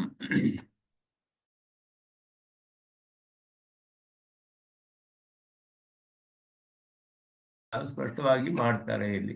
ಅದರಿಂದ ಈ ಮುಂದಿನ ಮಂತ್ರವು ಹಾಗೆ 4 ಮಂತ್ರಗಳಲ್ಲಿ ಅರ್ಥ ಮಾಡ್ಕೊಳ್ಳೋದು ಸ್ವಲ್ಪ ಕಷ್ಟ. ನಿಧಾನವಾಗಿ ಅದನ್ನ ಅನ್ವಯವನ್ನು ತಿಳಿದುಕೊಳ್ಬೇಕು. ಅದನ್ನ ಅನ್ವಯವನ್ನ ಪ್ರಮಾಣಪೂರ್ವಕವಾಗಿ ಮಾಡ್ತಾರೆ ಇಲ್ಲಿ ಆಚಾರ್ಯರು. ಸಹ ವೃಕ್ಷ ಕಾಲಾಕೃತಿಭಿ ಪರಃ ಅನ್ಯಃ ಯಸ್ಮಾತ್ ಪ್ರಪಂಚ ಪರಿವರ್ತತೆ ಅಯಂ ಧರ್ಮಾವಹಂ ಪಾಪನುದಂ ಭಗೇಶಂ ಜ್ಞಾತ್ವಾ ಆತ್ಮಸ್ಥಂ ಅಮೃತಂ ವಿಶ್ವಧಾಮ. ಈಗ ಪರಮಾತ್ಮನ ಯೋಗವನ್ನೇ ಹೇಳಿದೆ, ಪರಮಾತ್ಮನ ಧ್ಯಾನ ಉಪಾಸನೆ. ಆದ್ದರಿಂದ ಇಲ್ಲಿ ಹೇಳಿರೋದು ಎಷ್ಟು ಅನುಗುಣವಾಗಿದೆ. 4 ಮಂತ್ರಗಳು ನಮಗೆ. ಮೊದಲು 2 ಮಂತ್ರಗಳಲ್ಲಿ ಜೀವಾತ್ಮನು ಅವನು ಕರ್ಮಗಳನ್ನೆಲ್ಲ ಪರಮಾತ್ಮನ ಆರಾಧನಾ ರೂಪವಾಗಿ ಕರ್ಮಗಳನ್ನು ಮಾಡಿ ಆ ದೇವರಲ್ಲಿಯೂ ಆಚಾರ್ಯರಲ್ಲಿಯೂ ಭಕ್ತಿಯನ್ನು ಹೊಂದಿ ಪರಮಾತ್ಮನ ಅನುಗ್ರಹ ಪೂರ್ವಕ ಬಾಲ್ಯ, ಮೌನ, ಪಾಂಡಿತ್ಯ ಇವುಗಳನ್ನೆಲ್ಲ ಸಂಪಾದಿಸಿಕೊಂಡು ಅಷ್ಟಾಂಗ ಯೋಗದೊಡನೆ ತನ್ನ ಧ್ಯಾನವನ್ನು ಮಾಡಿಕೊಂಡು ಕರ್ಮಗಳನ್ನೆಲ್ಲ, ಪ್ರಾರಬ್ಧ ಕರ್ಮವನ್ನೆಲ್ಲ ಪೂರ್ಣವಾಗಿ ಅನುಭವಿಸಿ ಮುಗಿಸಿ ಅವನು ಆಗ ಪರಮಾತ್ಮನನ್ನು ಪಡೆದುಕೊಳ್ತಾನೆ. ಪರಮಾತ್ಮನಿಗಿಂತ ಬೇರೆಯಾದವನು. ಅದನ್ನು ಹೇಳಿ ಅದು ಮಾಡುವುದಕ್ಕೆ ಮೊದಲು ತನ್ನ ಸ್ವಾತ್ಮ ಸಾಕ್ಷಾತ್ಕಾರವನ್ನು ಮಾಡಿಕೊಳ್ಬೇಕು. ಅವನು ನಿರವಯವಿಯಾದ ಈ ಜೀವಾತ್ಮ ಅವನು ಸ್ವಯಂ ಪ್ರಕಾಶನಾದವನು. ಇದೆಲ್ಲ ಅವನ ಸ್ವರೂಪ. ಉಪಾಸ್ಯ ರೂಪಂ ಪೂರ್ವಂ ಅಂತ ಹೇಳುವಾಗ ತನ್ನ ಸ್ವಾತ್ಮ ಸಾಕ್ಷಾತ್ಕಾರ ಅಂದರೆ ಹೇಗೆ ಸಾಕ್ಷಾತ್ಕಾರ ಮಾಡ್ಕೊಳ್ಬೇಕು? ಇವನು ಜ್ಞಾನ ಸ್ವರೂಪನಾದವನು, ಸಂಸಾರಿ ಆಗಿದ್ದಾನೆ. ಈಗ ಕರ್ಮವಶದಿಂದ ಅವನು ಅಕಲಹ, ನಿರವಯವಿಯಾದವನು, ಅಚೇತನಕ್ಕಿಂತ ಬೇರೆಯಾದವನು, ವ್ಯಾಸದೃಷ್ಟನಾದವನು. ಇದೆಲ್ಲ ಅವನ ಸ್ವರೂಪ. ಇದೆಲ್ಲ ಅವನು ತಿಳಿದುಕೊಂಡು ತನ್ನ ಸಾಕ್ಷಾತ್ಕಾರವನ್ನು ಮಾಡಿಕೊಳ್ಬೇಕು.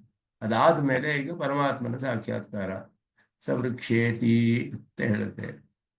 ಅದು ಇಲ್ಲಿ ಪರಮಾತ್ಮನ ವಿಷಯವನ್ನು ಹೇಳ್ತಾ ಇದೆ. ಯಸ್ಮಾದಯಂ ಚಿದಚಿತ್ ಪ್ರಪಂಚ ಪರಿವರ್ತತೆ ಸ ವೃಕ್ಷಕಾಲಾಕೃತಿಭಿಃ ಪರಃ ಅನ್ಯಃ ಯಸ್ಮಾತ್ ಪ್ರಪಂಚ ಪರಿವರ್ತತೆ ಅಯಂ.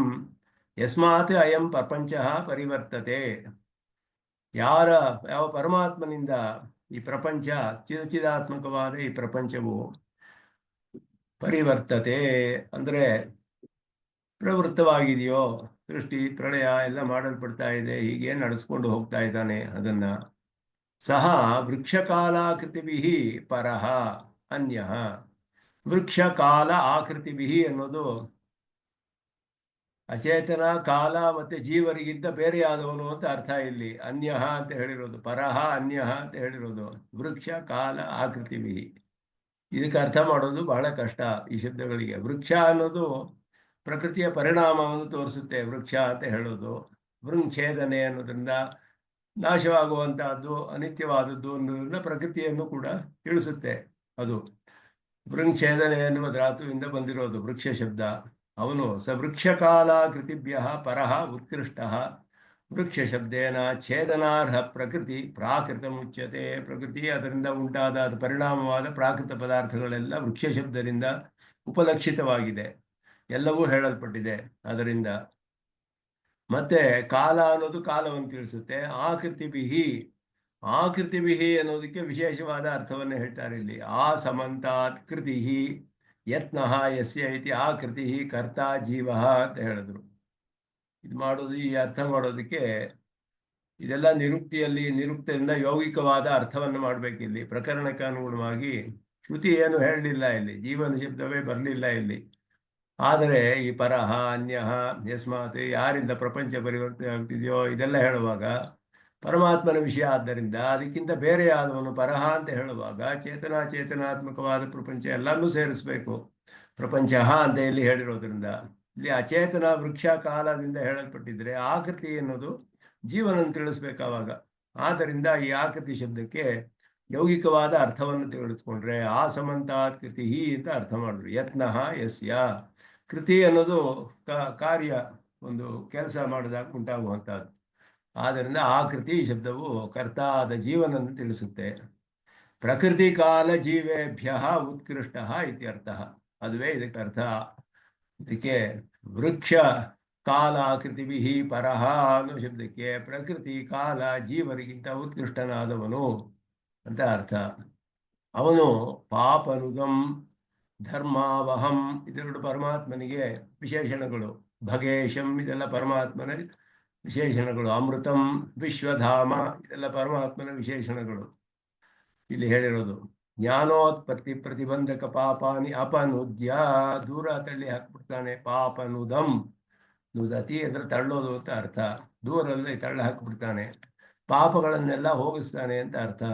ಯಾವ ಪಾಪಗಳು ಅಂದರೆ ಜ್ಞಾನೋತ್ಪತ್ತಿ ಪ್ರತಿಬಂಧಕ ಪಾಪಾನಿ, ಪರಮಾತ್ಮ ವಿಷಯಕವಾದ ಜ್ಞಾನ ಉಂಟಾಗಕ್ಕೆ ಪ್ರತಿಬಂಧಕವಾದ ಪಾಪಗಳನ್ನೆಲ್ಲ ತಳ್ಳಿ ಹಾಕಿ, ಮತ್ತೆ ಧರ್ಮಾವಹಂ ತದ್ ಅನುಕೂಲ ಪುಣ್ಯ ಪ್ರವರ್ತಕಂ, ಪರಮಾತ್ಮನ ಜ್ಞಾನ ಉಂಟಾಗಕ್ಕೆ ಅನುಕೂಲವಾದ ಪುಣ್ಯಗಳು ಅದಕ್ಕೆ ಬೇಕಾದ್ದನ್ನ ಪ್ರವರ್ತಿಸ್ತಾನೆ ಅಂತ ಅರ್ಥ. ಅಂದ್ರೆ ಉಪಾಸನೆ ಮೊದಲಾದದ್ದು ಅಂತ ಅರ್ಥ. ಇಲ್ಲಿ ಧರ್ಮ ಅನ್ನೋ ಶಬ್ದದಿಂದ ಇಲ್ಲಿ ಪುಣ್ಯ ಅಂತ ಹಾಕ್ತಾರೆ.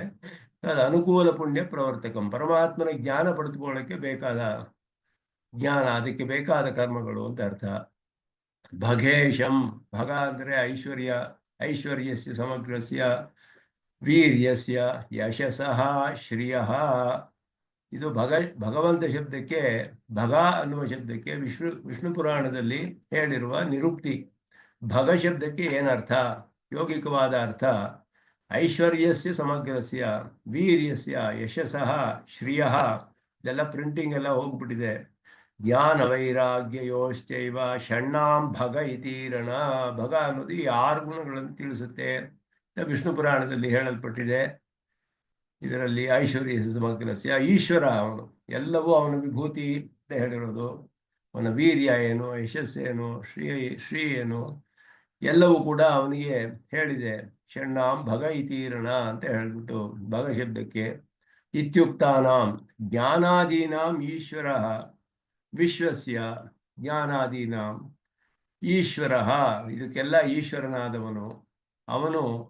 ಧರ್ಮಾವಹಂ ಪಾಪನುದಂ ಭಗೇಶಂ ಅನ್ನೋದು ಪರಮಾತ್ಮನ ವಿಶೇಷಣಗಳು ಅದೆಲ್ಲ. ಆತ್ಮಸ್ಥಂ ಅಮೃತಂ ವಿಶ್ವಧಾಮ ಜ್ಞಾತ್ವಾ ಅಂತ ಅರ್ಥ. ವಿಶ್ವಧಾಮ ಅಂತ ಹೇಳಿದ್ರೆ ಧಾಮಭೂತಂ, ಆಧಾರಭೂತಂ. ಅವನು ಮರಣಾದಿ ಅವಧ್ಯ ಶೂನ್ಯಂ, ಅಮೃತಂ ಅನ್ನೋದಕ್ಕೆ ಯಾವ ದೋಷವೂ ಇಲ್ಲದವನು. ಆತ್ಮಸ್ಥಂ, ಅವನನ್ನ ಸ್ವಾತ್ಮನಿ ಅಂತರ್ಯಾಮಿತೆಯ ವರ್ತಮಾನಂ ಜ್ಞಾತ್ವಾ ಮುಕ್ತಃ ಭವತಿ. ಅಂತರ್ಯಾಮಿಯಾಗಿ ಇರುವವನನ್ನ ಇಲ್ಲಿ ಆತ್ಮಸ್ಥಂ, ಆತ್ಮ ಅಂತರ್ಯಾಮಿಯಾಗಿ ಇರುವವನು, ತನ್ನಲ್ಲಿ ಅಂತರ್ಮಯಾಗಿ ಇರುವವನು ಪರಮಾತ್ಮನನ್ನ ಜ್ಞಾತ್ವಾ ಮುಕ್ತಃ ಭವತಿ ಅನ್ನೋದು ಅಂಡರ್ಸ್ಟುಡ್. ಅದು ಇಲ್ಲಿ ಮಂತ್ರಕ್ಕೆ ಅರ್ಥ ಮಾಡೋದಕ್ಕೆ ಎಷ್ಟು ಇದು ವೃಕ್ಷಕಾಲಾಕೃತಿಭಿ ಪರಹ ಅನ್ಯ. ಹಿಂದೆ ಪರಮಾತ್ಮನ ಉಪಾಸನೆ ಜೀವಾತ್ಮ ಸಾಕ್ಷಾತ್ಕಾರ ಹೇಳಿದ್ಮೇಲೆ ಈಗ ಪರಮಾತ್ಮನ ಸಾಕ್ಷಾತ್ಕಾರ ವಿಷಯ ಹೇಳುವಾಗ ಅವನನ್ನು ಪಡೆದುಕೊಳ್ಬೇಕು ಮುಂದೆ ಅಂತ ಹೇಳೋದ್ರಿಂದ ಇಲ್ಲಿ ಯಸ್ಮಾತ್ ಪ್ರಪಂಚ ಪರಿವರ್ತತೆ ಅಯಂ ಸವೃಕ್ಷಕಾಲಾಕೃತಿಭಿ ಪರಹ ಅನ್ಯ. ಇವನು ಚೇತನ ಕಾಲ ಮೊದಲಾದಕ್ಕೆಲ್ಲ ಬೇರೆಯಾದವನು. ಆಕೃತಿ ಅಂದರೆ ಅವನು ಎಲ್ಲ ಕರ್ಮಗಳನ್ನು ಮಾಡುವಂತಹ ಅವನು ಕರ್ತ ಆದ ಜೀವಾತ್ಮ ಅಂತ ಅರ್ಥ ಆಕೃತಿ ಶಬ್ದಕ್ಕೆ.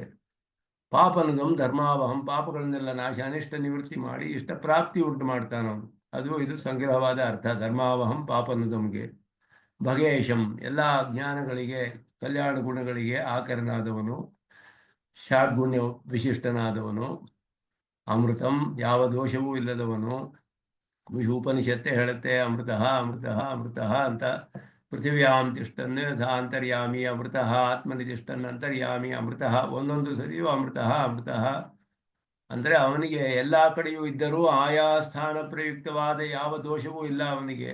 ಜೀವನ ಅವಸ್ಥೆಗಳಲ್ಲಿಯೂ ದೋಷವಿಲ್ಲ. ಯಾವ ದೋಷದಲ್ಲಿಯೂ, ಸುಷುಪ್ತಿಯಲ್ಲಿಯೂ ಅಥವಾ ಮರಣದಲ್ಲಿಯೂ, ಜಾಗೃತ ಅವಸ್ಥೆ ಎಲ್ಲ ಕಡೆಯೂ ಅಂತರ್ಯಾಮಿಯಾಗಿದ್ದರೂ ಕೂಡ ಆತ್ಮನಿಗೆ, ಅವನಿಗೆ ಆ ಸ್ಥಾನ ಪ್ರಯುಕ್ತವಾದ ಜೀವನಿಗೆ ಬರುವ ದೋಷಗಳು ಪರಮಾತ್ಮನಿಗೆ ಬರೋದಿಲ್ಲ. ಅದರಿಂದ ಇಲ್ಲಿ ಮರಣಾದಿ ಮೊದಲಾದ ಹೇಳಿದಾರಲ್ಲಿ. ಅಮೃತಂ ವಿಶ್ವಧಾಮ, ವಿಶ್ವಕ್ಕೆಲ್ಲ ಆಧಾರವಾಗಿರುವಂತಹವನು. ಆತ್ಮಸ್ಥಂ ಜ್ಞಾತ್ವ, ಅವನನ್ನ ತಿಳಿದುಕೊಂಡು ಇವನು ಮೋಕ್ಷವನ್ನು ಪಡೆದುಕೊಳ್ತಾನೆ ಅನ್ನೋದು ಇಲ್ಲಿ ಅರ್ಥಸಿದ್ಧವಾಗುತ್ತೆ. ಅಲ್ಲಿ ಮುಕ್ತೋ ಭವತಿ ಇತಿ ಅರ್ಥ ಜ್ಞಾತ್ವ. ಯಾಕೆ ಮುಂದೆ ಎಲ್ಲ ಪರಮಾತ್ಮನ ಸ್ವರೂಪ ನೇರವಾಗಿ ಅದ್ಭುತವಾಗಿ ತಿಳಿಸುತ್ತೆ ಉಪನಿಷತ್ತು. ಈಗ ಅನೇಕ ಮಂತ್ರಗಳಲ್ಲಿ ಇದೆಲ್ಲ ಬಹಳ ಪ್ರಸಿದ್ಧವಾದ ಮಂತ್ರಗಳು ಮುಂದೆ ಬರೋದು. ಅನೇಕ ಪ್ರಮಾಣಗಳಲ್ಲಿ ತೆಗೆದಿದ್ದಾರೆ. ಬ್ರಹ್ಮಸೂತ್ರಗಳಲ್ಲಿ, ವ್ಯಾಖ್ಯಾನಗಳಲ್ಲಿ, ವೇದಾರ್ಥ ಸಂಗ್ರಹ, ಗೀತಾ ಭಾಷೆ ಎಲ್ಲ ಕಡೆಯೂ ಅನೇಕ ಕಡೆ ಉದಾಹರಿಸಲ್ಪಟ್ಟ ಮಂತ್ರಗಳು ಅನೇಕ ಬರುತ್ತೆ ಇನ್ನು ಮುಂದೆ. ಇಲ್ಲಿ ತಮೀಶ್ವರಾಣಾಂ ಪರಮಂ ಮಹೇಶ್ವರಂ ತಂ ದೇವತಾನಾಂ ಪರಮಂಚ ದೈವತಂ ಪತಿಂ ಪತೀನಾಂ ಪರಮಂ ಪರಸ್ತಾತ್ ವಿಧಾಮದೇವಂ ಭುವನೇಶಮೇಢ್ಯಂ. ಇದು ಪರಮಾತ್ಮನ ಸ್ವರೂಪ ನೇರವಾಗಿ ತಿಳಿಸೋದು. ಇದಕ್ಕೆಲ್ಲ ಏನು ವ್ಯಾಖ್ಯಾನ ಮಾಡೋದಿಲ್ಲ, ಸುಲಭವಾಗಿದೆ, ನೇರವಾಗಿ ಅರ್ಥ ತಿಳಿಸ್ಬಿಡುತ್ತೆ ಅಂತ ಹೇಳಿದ್ರು. ಹಿಂದಿನ ಮಂತ್ರಗಳಿಗೆ ಗೂಢವಾಗಿದೆ, ರಹಸ್ಯವಾಗಿ ಅರ್ಥ ತಿಳಿಯೋದು ಕಷ್ಟ. ಇದು ಈಶ್ವರಾಣಾಂ ಪರಮಂ ಮಹೇಶ್ವರಂ, ಈಶ್ವರಲ್ಲಿಯೂ ಶ್ರೇಷ್ಠನಾದವನು ಮಹೇಶ್ವರ ಅಂತ ಹೇಳಲ್ಪಟ್ಟಿದೆ. ಅವನಿಗೆ ಉಪನಿಷತ್ತು ಕೂಡ ಬೇರೆ ಉಪನಿಷತ್ತುಗಳಲ್ಲಿ ಮಹಾನಾರಾಯಣದಲ್ಲಿಯೂ ಹೇಳಲ್ಪಟ್ಟಿದೆ. ಈ ರೀತಿ ಅವನು ಯಪ್ಪರಸ್ಸ ಮಹೇಶ್ವರ ಅಂತ ಹೇಳಿದೆ. ಯಪ್ಪರಸ್ಸ ಮಹೇಶ್ವರ, ಮಹೇಶ್ವರನಾದವನು ಅಂತ ಹೇಳಿಬಿಟ್ಟು ಯದ್ವೇದಾದೌ ಸ್ವರ ಪ್ರೋಕ್ತೋ ವೇದಾಂಚೇತಿ ಪ್ರತಿಷ್ಠಿತ ತಸ್ಯ ಪ್ರಕೃತಿಲೀನಸ್ಯ ಯಪ್ಪರಸ್ಸ ಮಹೇಶ್ವರ. ಮಹೇಶ್ವರ ಶಬ್ದ ಅಲ್ಲಿಯೂ ಹೇಳಲ್ಪಟ್ಟಿದೆ. ಅದು ತಮ್ಮ ಈಶ್ವರಾಣಾಂ ಪರಮಂ ಮಹೇಶ್ವರಂ. ಇಲ್ಲಿ ಸ್ಪಷ್ಟವಾಗಿ ತಿಳಿಸುತ್ತೆ. ಮಹೇಶ್ವರ ಅನ್ನೋದು ಲೋಕದಲ್ಲಿ ಈಶ್ವರರು ಅಂತ ಪ್ರಸಿದ್ಧರಾದ ಯಾರ್ಯಾವ ಈಶ್ವರಿದ್ದಾರೋ ಅವರೆಲ್ಲರಿಗಿಂತಲೂ ಉತ್ಕೃಷ್ಟನಾದವನು ಮಹೇಶ್ವರನಾದವನು. ತಮ್ಮ ದೇವತಾನಾಂ ಪರಮಂಚ ದೈವತಂ, ಎಲ್ಲ ದೇವತೆಗಳಿಗಿಂತಲೂ ಉತ್ಕೃಷ್ಟನಾದ ಪರದೇವತೆ ಇವನು, ಪರಮಂಚ ದೈವತಂ. ಪತಿಂ ಪತೀನಾಂ, ಎಲ್ಲ ಶೇಷಿಗಳಿಗೂ ಇವನು ಶೇಷಿಯಾಗಿದ್ದಾನೆ. ಪತಿ ಅಂದರೆ ಶೇಷಿ, ಸರ್ವಶೇಷಿ ಅಂತ ಅರ್ಥ. ಪತಿಂ ಪತೀನಾಂ ಪರಮಂ, ಬಹಳ ಶ್ರೇಷ್ಠನಾದವನು. ಪರಸ್ತಾತ್ ಪರಮಂ, ಪರವಾದಕ್ಕಿಂತಲೂ ಪರವಾದವನು. ವಿಧಾಮ, ಅವನು ನಾವು ಉಪಾಸನೆ ಮಾಡೋಣ. ಭುವನೇಶಂ ಈಡ್ಯಂ, ಅವನೇ ಸ್ತುತ್ಯರ್ಹನಾದವನು. ಈಡ್ಯಂ ಎಲ್ಲ ಶಬ್ದಗಳಿಂದಲೂ ಅಗ್ನಿಮೀಡೆ ಪುರೋಹಿತಂ, ಅಗ್ನಿಮೀಡೆ ಈಡ್ಯನಾದವನು, ಅವನನ್ನು ಸ್ತೋತ್ರ ಮಾಡೋಣ. ಸ್ತುತ್ಯನಾದವನು. ಭುವನೇಶಂ, ಭುವನಕ್ಕೆಲ್ಲ ಈಶನಾದವನು. ದೇವಂ, ಅವನು ಜಗತ್ಕಾರಣನಾದವನು ಅನ್ನೋದು ಅರ್ಥ ದೇವ ಶಬ್ದಕ್ಕೆ. ಪ್ರಕಾಶಮಾನನಾದವನು, ಜ್ಯೋತಿಸ್ವರೂಪನಾದವನು. ವಿಧಾಮ, ಅವನು ಉಪಾಸನೆ ಮಾಡೋಣ. ಅದರಲ್ಲಿ ಪ್ರಾರ್ಥನೆ, ಜ್ಞಾನ ಪ್ರಾರ್ಥನೆ. ನಮೀಶ್ವರಾಣಾಮಿತಿ ವಿಧಾಮ ಇತಿ ಜ್ಞಾನ ಪ್ರಾರ್ಥನಾ. ಶಿಷ್ಟಂ ಸ್ಪಷ್ಟಂ ಅಂದ್ಬಿಟ್ರು ಅಷ್ಟೇ. ಮಿಕ್ಕಿದೆಲ್ಲ ಸ್ಪಷ್ಟವಾಗಿದೆ, ಏನು ವ್ಯಾಖ್ಯಾನ ಮಾಡಬೇಕಾಗಿಲ್ಲ ಅಂತ ಹೇಳ್ಬಿಟ್ರು ರಾಮಾನುಜರು. ತಮೀಶ್ವರಾಣಾಂ ಪರಮಂ ಮಹೇಶ್ವರಂ ತಂ ದೇವತಾನಾಂ ಪರಮಂಚ ದೈವತಂ ಪತಿಂ ಪತೀನಾಂ ಪರಮಂ ಪರಸ್ತಾತ್ ವಿಧಾಮದೇವಂ ಭುವನೇಶಮೀಡ್ಯಂ. ಇದೆಲ್ಲ ಭಾಷಿಕಾರರು ಅನೇಕ ಕಡೆ ಇದನ್ನ ಉದಾಹರಿಸ್ತಾರೆ ಈ ಮಂತ್ರವನ್ನ.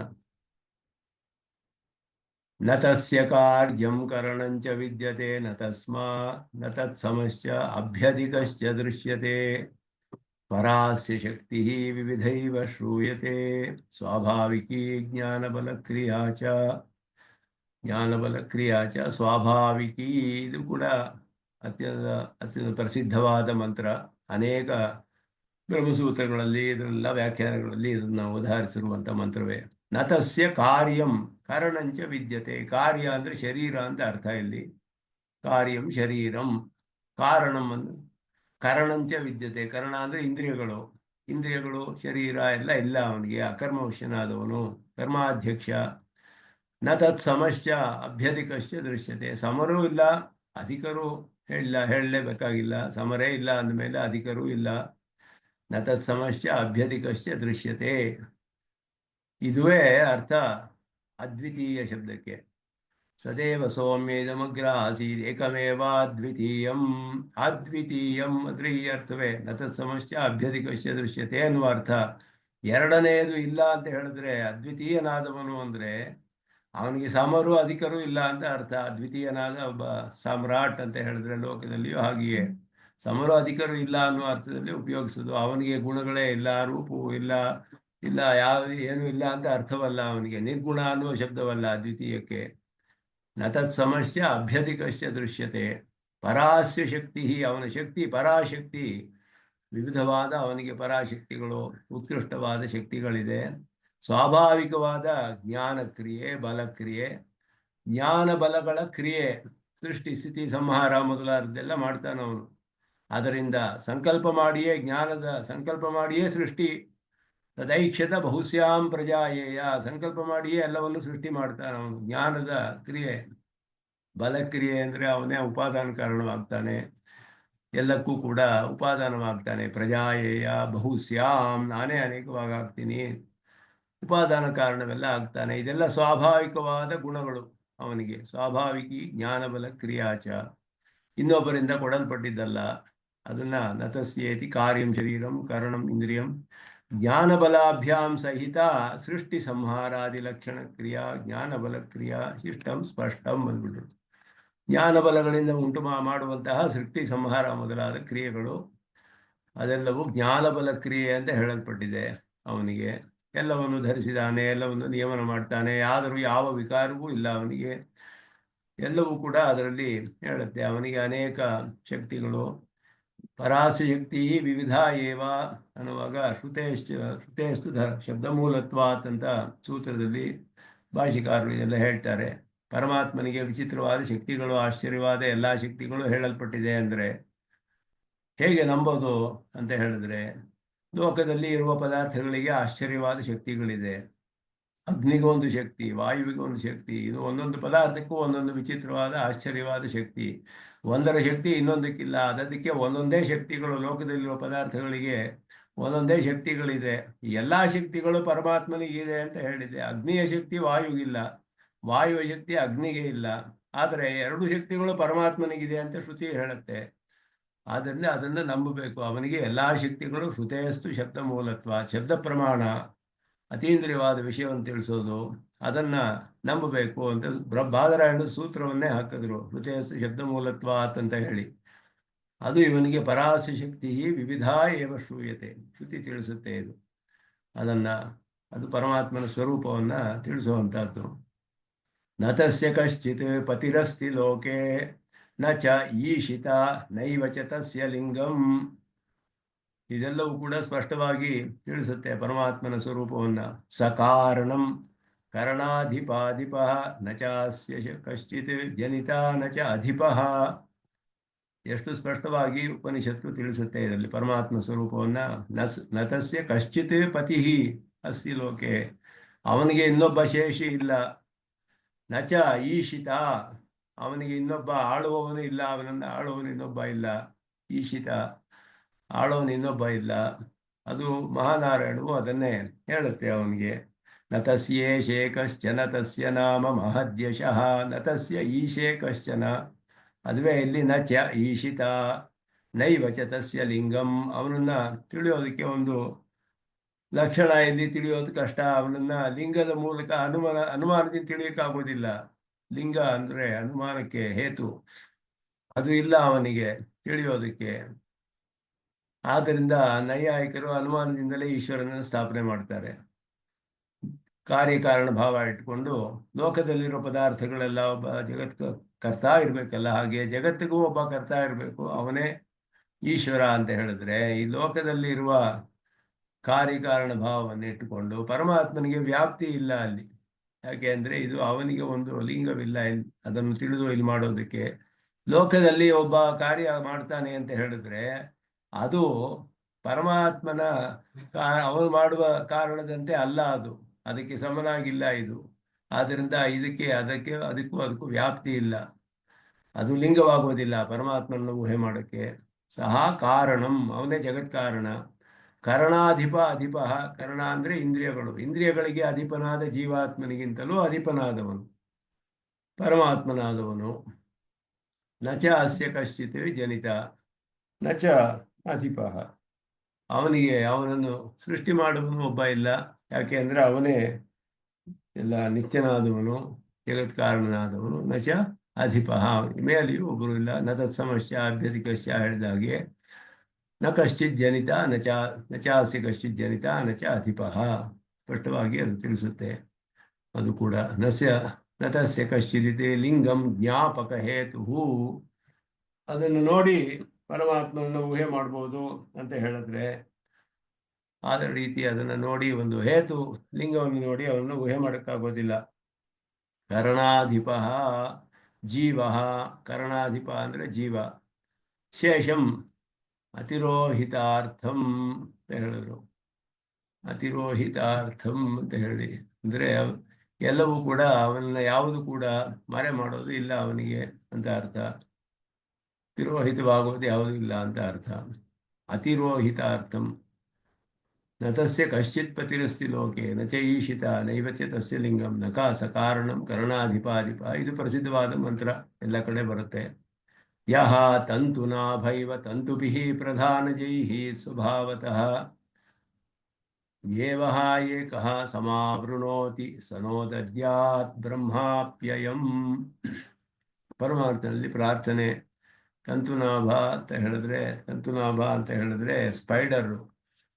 ಅದು ಏನ್ ಮಾಡುತ್ತೆ ಅಂದ್ರೆ ತನ್ನ ಬಲೆಯನ್ನ ಮಾಡುತ್ತೆ. ಅದು ಜೇಡರ ಹುಳ, ತಂತುನಾಭ ಅಂತ ಹೇಳಲ್ಪಟ್ಟಿದೆ ಅದಕ್ಕೆ.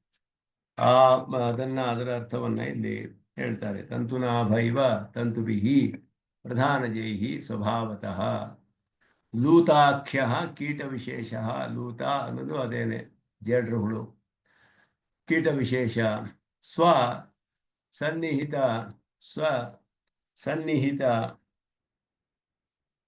ಸ್ವಸನ್ನಿಹಿತ ಜಂತು ವಿಶೇಷಂ ಯಥಾ ತಂತುಭಿಃ ಆವೃಣೋತಿ. ಒಂದು ಬಲೆಯನ್ನು ಹಾಕಿ ಅದು ಕೀಟಗಳನ್ನೆಲ್ಲ ಆ ಬಲೆಯಲ್ಲಿ ಹಿಡಿದು ಅದನ್ನು ತಿನ್ನುತ್ತೆ. ಅದುವೇ ಆಹಾರ ಅದಕ್ಕೆ. ದೊಡ್ಡ ದೊಡ್ಡ ಬಲೆಗಳನ್ನ ಹೆಣೆದು ಬಿಡುತ್ತೆ ಒಂದು ಸ್ವಲ್ಪ ಕಾಲದಲ್ಲಿಯೇ ಅದು ಜೇಡರ ಹುಳ, ಆಶ್ಚರ್ಯವಾಗಿ. ಅದೇ ರೀತಿಯಲ್ಲಿ ಏವಂ ಪ್ರಕೃತಿಜೈಃ ಪ್ರಾಕೃತೈಃ ತತ್ವೈಃ ಸ್ವಭಾವತಃ ಅಂದ್ರೆ ಸ್ವೇಚ್ಛಾತಃ ಚಿದ್ವರ್ಗಂ ಆವೃಣೋತಿ ಲುಪ್ತ ಜ್ಞಾನಂ ಕರೋತಿ. ಚೇತನರನ್ನ ಆವರಿಸ್ಬಿಡ್ತಾನೆ ಅವನು ಪ್ರಕೃತಿಯಿಂದ ಅಂತ ಹೇಳಿ. ದೇಹ ಇಂದ್ರಿಯಗಳೆಲ್ಲ ಕೊಟ್ಟು ಪ್ರಕೃತಿಯಿಂದಲೂ ಪ್ರಾಕೃತವಾದ ಪದಾರ್ಥಗಳಿಂದಲೂ ಜೀವಾತ್ಮರನ್ನೆಲ್ಲ ಹಿಡಿದು ಹಾಕ್ಬಿಡ್ತಾನೆ ಪರಮಾತ್ಮ ಅಂತ ಹೇಳಿದೆ. ಜೇಡ್ರ ಬಲೆಯಂತೆ ತಾನು ಪರಮಾತ್ಮ ಜೀವರುಗಳನ್ನೆಲ್ಲ ಪ್ರಕೃತಿಯ ಬಲೆಯಲ್ಲಿ ಹಾಕ್ಬಿಟ್ಟಿದ್ದಾನೆ. ಅದು ಮಾಯಾಂತು ಪ್ರಕೃತಿ ಮಾಯ ತಸ್ಮಾನ್ ಮಾಯಿ ಸೃಜತೆ ವಿಶ್ವಮೇತತೆ ತಸ್ಮಿಂಶ್ಚ ಅನ್ಯಃ ಮಾಯೆಯ ಸನ್ನಿರುದ್ಧ ಅಂತ ಬೇರೆ ಒಂದು ಉಪನಿಷತ್ತು ಹೇಳೋ ಹಾಗೆ. ತಸ್ಮಾತ್ ಮಾಯಿ ಸೃಜತೆ ವಿಶ್ವಮೇತತೆ ತಸ್ಮಿಂಶ್ಚ ಅನ್ಯಃ ಮಾಯೆಯ ಸನ್ನಿರುದ್ಧ. ಮಾಯಾ ಪ್ರಕೃತಿ ಅನ್ನೋದು ಅದರಲ್ಲಿ ಹಿಡಿದಾಕ್ಬಿಟ್ಟಿದ್ದಾನೆ ಅಂತ ಹೇಳುವಂಗೆ ಇಲ್ಲಿ ಒಂದು ಜೇಡ್ರ ಹುಳದ ಅದು ಕೀಟಗಳನ್ನೆಲ್ಲ ಹೇಗೆ ತನ್ನ ಬಲೆಯಲ್ಲಿ ಹಿಡಿದು ಹಾಕ್ಬಿಡುತ್ತೋ ಹಾಗೆ ಇವನು ಪರಮಾತ್ಮನು ಅಚೇತನ ಪ್ರಕೃತಿಯಿಂದ ಉಂಟಾಗುವ ಪ್ರಾಕೃತವಾದ ತತ್ವಗಳಿಂದ ತನ್ನ ಇಚ್ಛೆಯಿಂದಲೇ ತನ್ನ ಸಂಕಲ್ಪದಿಂದ ಅಂತ ಹೇಳಿದ್ರೆ ಇವರ ಕರ್ಮಕ್ಕೆ ಅನುಗುಣವಾಗಿ ಅಂತ ಅರ್ಥ. ಚಿದ್ವರ್ಗಂ ಚೇತನ ವರ್ಗವನ್ನ ಆವೃಣೋತಿ ಲುಪ್ತ ಜ್ಞಾನಂ ಕರೋತಿ ಮರೆ ಮಾಡಿಬಿಡ್ತಾನೆ, ಜ್ಞಾನ ಸಂಕುಚಿತವಾಗೋ ಹಾಗೆ. ಸಹ ದೇವ ಅಸ್ಮಾಕಂ ಬ್ರಹ್ಮಣಿ ಅಪ್ಯಯಂ ಆತ್ಯಂತಿಕಂ ಲಯಂ ಕರೋತು. ಮುಕ್ತಸ್ಯ ಬ್ರಹ್ಮಣಿ ಅಪ್ಯಯೋ ನಾಮ ಭೇದಕಾಕಾರ ಅಸ್ಫುರಣಂ. ಇದುವೇ ಅಪ್ಯಯ ಅಂತ ಹೇಳಿದೆ. ಅಪ್ಯಯ ಅಂದ್ರೆ ಲಯ, ಸ್ವಾಪ್ಯಯ ಅಂತ ಸೂತ್ರ. ಸ್ವಸ್ಮಿನ್ ಅಪ್ಯಯ ಸ್ವಲಯ ಅಂತ ಅರ್ಥ. ಲಯ ಅಂದ್ರೆ ಭೇದಕಾಕಾರ ಅಸ್ಫುರಣಂ, ಭೇದ ತಿಳಿದೇ ಇರುವಂತಹದ್ದು, ಅದುವೇ ಲಯ, ಏಕೀಭಾವ ಅಂತ ಅರ್ಥ ಅಪ್ಯಯ ಅನ್ನೋದಕ್ಕೆ. ಆ ಪರಮಾತ್ಮನು ನಮ್ಮನ್ನ ತನ್ನಲ್ಲಿ ಸೇರಿಸಿಕೊಳ್ಳಿ, ಆತ್ಯಂತಿಕವಾದ ಲಯವನ್ನು ಮಾಡಲಿ, ಮೋಕ್ಷವನ್ನು ಅನುಗ್ರಹಿಸಲಿ ಅಂತ ಅರ್ಥ ಪರಮಾತ್ಮನಿಗೆ. ಅದನ್ನ ಇಲ್ಲಿ ಈ ಪ್ರಾರ್ಥನೆಯನ್ನು ಮಾಡುತ್ತೆ ಉಪನಿಷತ್ತು. ಇದೆಲ್ಲ ಬಹಳ ಅದ್ಭುತವಾದ ಮಂತ್ರಗಳು. ಇನ್ನು ಮುಂದೆಯೂ ಹೀಗೆ ಅನೇಕ ಮಂತ್ರಗಳು ಪರಮಾತ್ಮನ ಸ್ವರೂಪವನ್ನ ಬಹಳ ಅದ್ಭುತವಾಗಿ ವಿವರಣೆ ಮಾಡುವಂತಹ ಮಂತ್ರಗಳು ಬರುತ್ತೆ. ಅದನ್ನ ಮುಂದುವರಿಸೋಣ ಅಂತ ಹೇಳಿದ್ದ ನಮಸ್ಕಾರ. ಯೋ ನಿತ್ಯಮಚ್ಯುತ ಪದಾಂಬುಜೈರ್ಮರುಕ್ಮ್ಯಾಮೋಹತಃ ತರಿತರಾಣಿ ತೃಣಾಯ ಮೇನೆ ಸ್ಮದ್ಗುರೋರ್ಭಗವತೋಸ್ಯ ದೈಕ ಸಿಂಧೋ ರಾಮಾನುಜಸ್ಯ ಚರಣೋ ವಿತಾರ್ಕಿಕ ಸಿಂಹಾಯ ಕಲ್ಯಾಣ ಗುಣಶಾಲಿನಿ ಶ್ರೀಮತೆ ವೆಂಕಟೇಶಾಯ ವೇದಾಂತ ಗುರುವೇ ಓಂ. ಪೂರ್ಣಮದ ಪೂರ್ಣಮಿದಂ ಪೂರ್ಣಾತ್ ಪೂರ್ಣಮುದಚ್ಯತೆ ಪೂರ್ಣಸ್ಯ ಪೂರ್ಣಮಾದಾಯ ಪೂರ್ಣಮೇವಾವಶಿಷ್ಯತೆ. ಶಾಂತಿ ಶಾಂತಿ. ಶ್ರೀಮತೆ ರಾಮಾನುಜಾಯ.